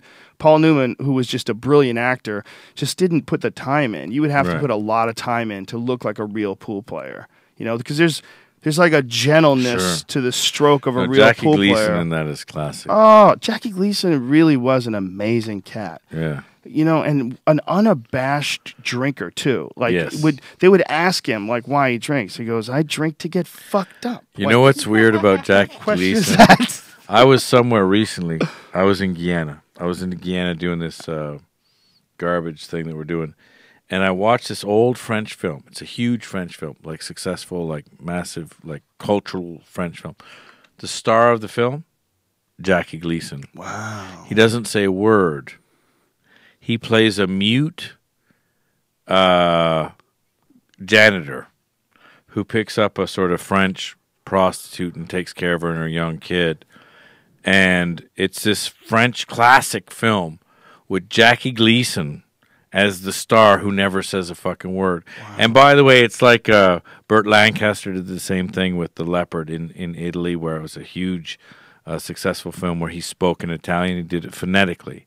Right. They would just say it into his ear, and he'd say the same thing. Wow. But Jackie Gleason was this like. So he had an earpiece while he was acting? No. They would just say like, "Cento famiglia 21," and he would, and then they say, roll it, "Cento famiglia 21." right. They would just say it in his ear, and Right. he'd just do it phonetically. Oh, okay. There's no earpiece. So he just repeated it. Yeah, and then, but Jackie Gleason has this like huge French, like, film like that's like French fucking like cultural where he's the star of it as this janitor in a building, and he never says a word. When I lived in New York, I had a friend who one of his friends knew the guy. It was a fucking cockeyed connection, but it was they were all in music business, like rock and roll guys. Like one of them was in this band, and he knew a dude who somehow or another knew someone who bought Jackie Gleason's old home. And Jackie Gleason, this is the story. Jackie Gleason, this is obviously third hand, could be total horseshit. That's it. The story was, and it's a fun story, that Jackie Gleason was drinking with Nixon, and him and Nixon were buddies. And they're talking football and throwing back some fucking Jack and Cokes. And Nixon's like, "You want to see a fucking UFO?" So they get an Air Force One and they fly to some military base where they've got a crashed flying saucer. And Jackie Gleason, from then on, becomes a crazy UFO believer. And Jackie Gleason has this backyard in upstate New York, and he has a fake UFO designed and built in his driveway to replicate the thing that he saw. He hires a bunch of people to try to recreate something. He puts it together in his head, sort of like a crime sketch, like he would try to reenact it. I want to fun live story. there. That's the fun How story. do we buy that house? Do you believe it? I want to I live don't know. there. I would like to find my. I did fuck up my computer. It's not working. Oh, shit. Luckily, I got a backup. Joe, but you're Spilly McSpillerson. yeah, you're drunk. Why don't you You're, get that? you're Well, slurry McSlurson. Why don't you get that chemical that you could just put on your computer? Probably a good idea. All right, buddy. But I don't know if Jackie Gleason really did. Why don't you Google it? Find out. Did Jackie Gleason really Go to was he Area really 51. into UFOs? Was Jackie Gleason into UFOs? It'll say, well, Joe Rogan once said. I spread my own fucking I like that Wikipedia story information. a lot. I like that story a lot. I'll make up a story, not even realize I made it up, put it out there, and then I'll find it on Wikipedia, and I'll use it as a reference to prove when I tell I the like story it. again. Trip to the alien morgue. Ooh, you got it. Wow. So this is a real rumor. To the moon, Alice. There was a time when you could say What? that phrase. Scroll that down. Stop. Go back. Collaborate. Listen. Stop right there. You're fucking drunk as shit, dude. There was another size. Jenkins, extremely serious armchair UFO researcher, and prided himself on a huge collection of UFO-related books, which numbered into the thousands. See, I call bullshit. You know why? I doubt there's thousands of books written on UFOs. Especially what back more? then. Put that back up. What more could you say? Like, and then he saw light too. As soon as the new title came out, even in Europe or the UK, Jackie had a copy. Well, I don't know if it's true, but that was the story that this guy told me about the I like guy's the house. story. It's a dope story. I like the story. And if that's true, if Jackie Gleason really was some sort of a crazy UFO fanatic, and that's the I root like of it it, even more. imagine if it's fucking true. Oh, it's all true. What a beautiful thing it would be if they really did have like a Hangar 18. You know what I want when we're old and Oh. we're sitting on the cove, drinking our drink, looking at the water, just me and you, gray, old silverbacks, and someone's going to go, you know what? Fucking Jackie Gleason went to Area 51 and saw that shit. I wonder. Oh, it's going to happen. Yeah, I wonder. It will happen. I wonder if they really do have something. I mean, that would be. I would wish one person who was legitimately intelligent, who was dying, would spill the beans. I wish. Every dude that spills the beans, you're like, man, I You're don't a know. You fucking weirdo. Yeah. It just, I'm not. My I'm one not jiving thing. with My this. one thing is, how impossible would it be to keep a secret today? It would be too It's impossible. You impossible. know, one person would say something. I don't agree with Impossible. that because they kept a secret when they were making the Manhattan Project. But that was a different era. One thing I will Right. say, But that's the same era. is maybe those movies and TV shows and leaks and everyone, because we're all like, oh yeah, Area 51, of course, it's the aliens. Like maybe that's part of it. Well, look, we know that secrets can be I kept. can't believe I just Secrets totally can be kept because we didn't find out about the Gulf of Tonkin until like way, way late. Like there were some people involved in the Gulf of Tonkin incident. When did it become mainstream news? No, look, 30 years, 40 years? Secrets can be kept, Yeah. but nowadays it's pretty different. If secrets could be kept, though, wouldn't the most important secret be we found aliens? That would be like one of the Correct. biggest secrets you would ever want to keep. Like the last thing Correct. you want is these motherfuckers just freaking out because there's aliens. I like the movies though where it's just a given. They're like, yeah, well, we just got the spaceships from Area 51. Yeah. Done. How many movies are that, though? A lot. Most movies, when they try to depict what it would be like if we were attacked, it's fucking terrible. I like the fact that we started off with saving democracy and Well, you got drunk along the way, and so it shifted to aliens. now we're That's standard. Area Bigfoot's 51. next, bitch. When are you going looking for him? Come on, you and Dean Cain. You All fucking right. get up. He's got that show on All right. Spike. I'll do it. Has a girl ever squirted on you before? Are you reading my brain? Are you part of the NSA? Is this what's happening? No, happened to Brian, recently? Brian's The- drunk. The happened NSA recently? has given you all my information. It happened recently. All right. I love you guys. Wow. I Brian. love you, champs. Brian, next time, one less drink. Seriously. Just one All right. less. Keep it together. All right, my diamonds. What is next for, can you remember right now? If we shake your memory. What's next for your show? Like, what do you got going on that we should know about? Tomorrow night is Greenland, The World is Sinking, and Modern Day Slavery. David Cho, who comes on this show, is doing a thing on scrapping, which our metal is going to build China. This is what we talked about last time you were here, I believe. Yeah, he's I up on the believe air. we talked about He's it up on last air time. next week. It's they're taking metal from old factories in Detroit and using them to build new everywhere. factories Yeah. in China. I mean, but one place where it's really an issue is Detroit. Yeah, it's gangs, like street gang. How we heard about it was like Crips and Bloods and shit. We're not going to sell crack anymore because there's not enough money. We're going to go steal like copper from old Packard plants in Detroit. But like Pittsburgh, Cleveland, all the Rust Belt. And it was a pretty good story until we, figured out who was buying it, which is China. It's our largest export, $11 billion a year. The largest export is scrap? From America to China, yes. What's number 2? I have no idea. Oranges. Porn. No, I don't know. Probably but number porn. 1 by a long way Porn's probably number 1. is Yeah, so scrap. some But kind it's of one of porn. those dark things they don't like Is to scrap. talk about. And so Joe finds it out and then hangs out with these Chinese buyers. And it's pretty fucking insane. It's really good. Yeah. We talked about genetic passports. Anyway, I don't know. We have a lot of shit coming up. How many episodes do you guys do there a year? 12. Wow. We're probably going to do 24 actually now. Now, does HBO give you any directorial Zero. notes? Nothing. Zero. Zero. That's how they do it, right? Yeah. So they give you money and you go make it. I've been trying to get you to come do That's so smart. a segment with me for a long time. Yeah, but you always want to take me to somewhere that's dangerous and terrible. We got to go find that. Let's go to Malibu and look for bad plastic surgery. Okay. Let's You find the story. Look for Let's I want to go. I want to go antidepressants. do a story with you. So Okay, what do you want to do? Like, what would you really force do? him. But he can't do shit. No, What would you really want to do? I was actually just looking at him, but thinking of The world. of the nation.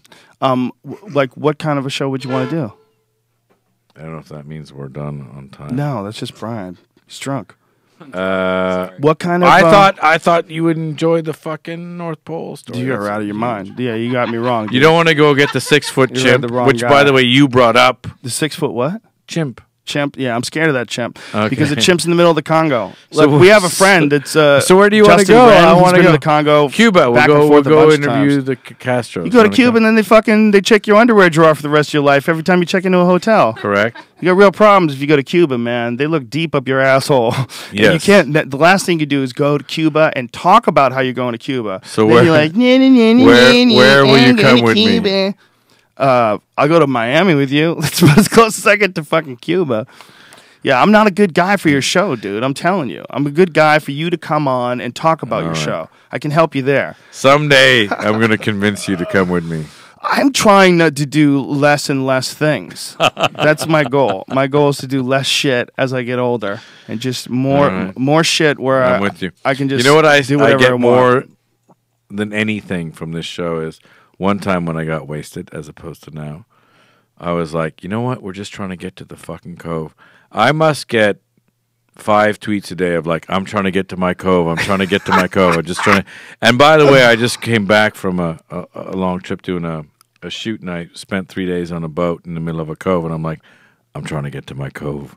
I'm trying to get to my cove. I just kept repeating that because I'm just trying to get down there, get to the cove, and fucking chill the fuck out. Well, I think everybody ultimately has this ideal image in their head of some golden retirement or some point in time where everything's going to be still. Yeah. I don't think anything's ever still. I think agree. you got But to find you got to try to get there. you got to find a balance in the ride itself. That's Mm. what you got to find. You can't wait for this rest stops. These rest stops are bullshit. That's not happening. But you have more energy and like power in your spine. I'm an old man. I'm like, you know what? I'm trying to get to the cove. I know you are, and I'm not saying that I'm not anti-relaxation. What I'm saying is that I think if you really did do nothing, if you really sat somewhere and did nothing, you would only like it for a few days. You're right.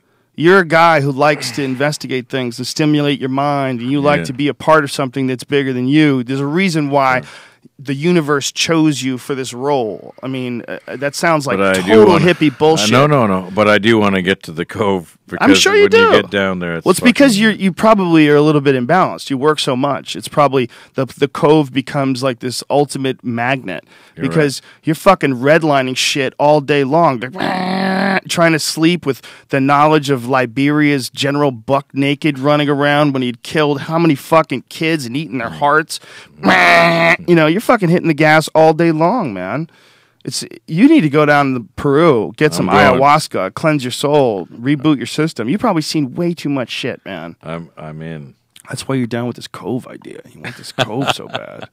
I'm going to build the cove and you're going to come. Do you ever consider that everybody has like this sort of crazy role in this weird machine that is life, this weird complex Sure. algorithm that's the human race? Yes. And do you ever wonder why you're in the position that you're in?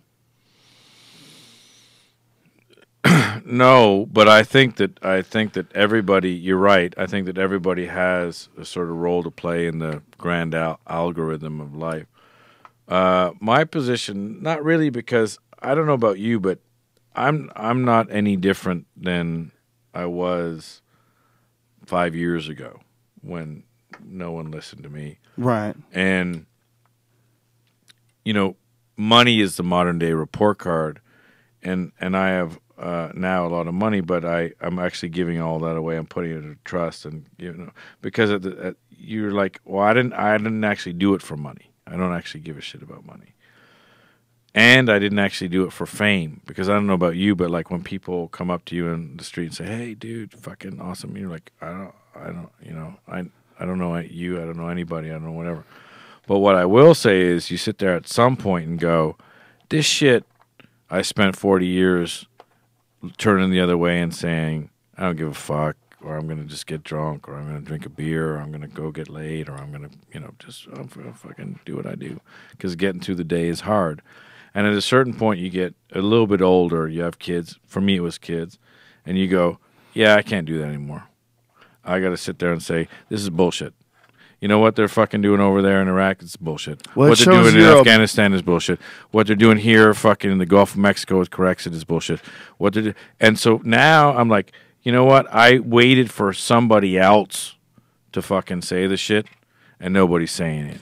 And I'm not the best person, and I'll tell you right now, I'm not the best person to be saying this shit, but we have to start saying shit, otherwise we're fucked. But you are the best person. I'm not. But you're not, because you're look, no one's the best person, but you are about as good an example as you're going to get, because you bridge the gap. You're a regular human who lived a regular life, who got to a point in your life where something mattered to you much more than it mattered before, when you had children. And then you took a stand. A lot of people would go the other way. A lot of people, when there's the coward point of view, is you get to a point where you have children, and then you just want to shut up. You just want to be quiet. You want to don't make a lot of noise. We're just you know how over it here is. raising You our have children. kids? Yeah. All of a sudden you're like, look, you could have had the best life ever. Just keep doing what you're doing. I could have done the same. When you have kids, you're like, what the fuck, dude? That's when the environment becomes important, because you're like, okay, I'm going to die. It's going to be okay. Yeah, there's But a what the certain fuck's gonna happen with my selfishness kids? that a single person will For sure. It's not even selfishness, really. It's just thinking about yourself is like a natural thing. Like the idea that we made being selfish, like it doesn't mean you don't think about other people as well. Like, so you should be. But having kids is self-aware. selfish, because I'm selfish because I want my kids to fucking be able to swim in a lake or go outside. But is that So that's selfish? I mean, and is the ultimate 'cause they're goal? my kids. But isn't the ultimate goal to like see how much you love your kids and say, man, if the whole world could love each other the way I love my kids, we would have no fucking problems. Correct. Any problem we would have, we would work out. But isn't the reality that people don't even do anything when they have no strife, when they have no thing they're battling against? They don't really fucking strengthen their resolve. They don't really get their shit together. It's like, it seems like we almost need resistance in order to get anything done. We almost need someone to oppose us in order to strengthen ourselves to a position where we move forward. I agree, and I also think that if left to our own devices, you're like, it goes back to that zero-sum game like we were talking earlier about, saying what we've gotten to is this realpolitik zero-sum game. There isn't a zero-sum game when you have kids. There isn't just there's a winner and a loser and I kill you and then you are dead. When you have kids, everything becomes like, well, I won, but guess what? They don't have any water to drink. So I don't know. I shifted. My whole brain shifted when I had kids, because I was a different guy. And then all of a sudden I had kids and I was like, actually, motherfucker, I already knew that was bullshit, what you were doing. I knew fucking, $78,000 hammers were bullshit, but I used to go, ha ha ha, $78 fucking hammer. And now I'm like, no, fuck you. Right. $78,000 hammers, that's bullshit. I don't want to fucking pay my taxes for that shit. And I just got angry. Because all the bad shit, all the stuff that you roll your eyes, all the shit you say, this is fucking bullshit, this is stupid, we shouldn't be doing this. I got serious. Because then you're like, okay, it's fine. Guess what? Climate change is undeniable. The fucking Oceans are rising.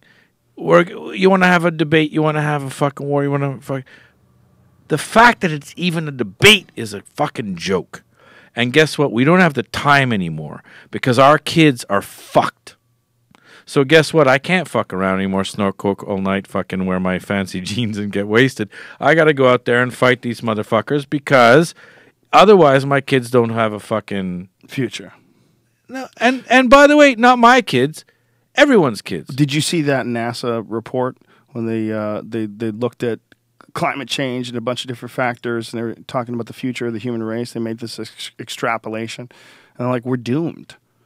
You know, if you talk to most scientists, and like, by the way, real scientists, not these dudes in the pay of Exxon, it's like a given. This is why I get pissed off. Is because I'm like, you know who's done a bad job is the scientific community at messaging the fact that, okay, if there's a fucking loophole, if there's like, well, it's this or this within 6%, and then everybody else goes, well, 6% is this and this, you're like, hold on a second. We are 60 years ahead of our worst case projection. The worst case projection of the IPCC 10 years ago. We're already 60 years of fucking ahead. 60 years ahead. And I was talking to the global scientific community, and I'm like, what the fuck? Why doesn't anyone know about this but you guys? They're like, well, it's a given. It's not a given with anyone I know. Most people have no idea. Most people have no idea. They just go to work and they hear bad things about the economy, but then they hear 150,000 new jobs were created last quarter. But you know as well as I do what's happening in California. This is what it says. NASA-backed study says human civilization is headed for irreversible collapse. Yes. According to the new NASA, I don't know what that means by NASA-backed study. It sounds very fancy, but I'm not exactly sure. But you understand NASA is like conservative. Mm-hmm. Like there's scientists out there that are crazy, for sure. Right. Like whenever I talk to scientists, I try to get the most conservative motherfuckers because they're going to come after you. Right. But the thing is what's happening now is we are en route for a global cataclysmic environmental catastrophe, and everyone agrees to that. Right. Everyone. Right. But we're like, why aren't we trying to stop it? Do you think there's any way that something can be done along the way that we never saw coming that could fix the whole thing? Yes. Yes. What do you think that could possibly be? So, this is probably bullshit, but I was at the Google Zeitgeist conference. There was this kid. Did I tell you this story before? He's 13 years old. He builds a reactor in his... did I tell you this guy? I believe so, but it's a great story. Keep going. Okay. So, he blew me away. He built a reactor when he was 13. 17, he came up with a way to find radioactive waste. Anyway, so he came up with this theory, which is true, that 90% of uranium isotopes, 235, etc., which we can't dispose of, the majority of their energy is still left in there, over 90%. So he's like, okay, we've come up with these reactors where we can take the old energy rods that we can't even dispose of, deplete them, and then that will fuel the Earth's energy needs for the next 10,000 years. Because all of those energy rods from the Soviet Union, from us, from uranium 235, we can all do it. Now, maybe not true. He's 23 years old. Right. I don't know.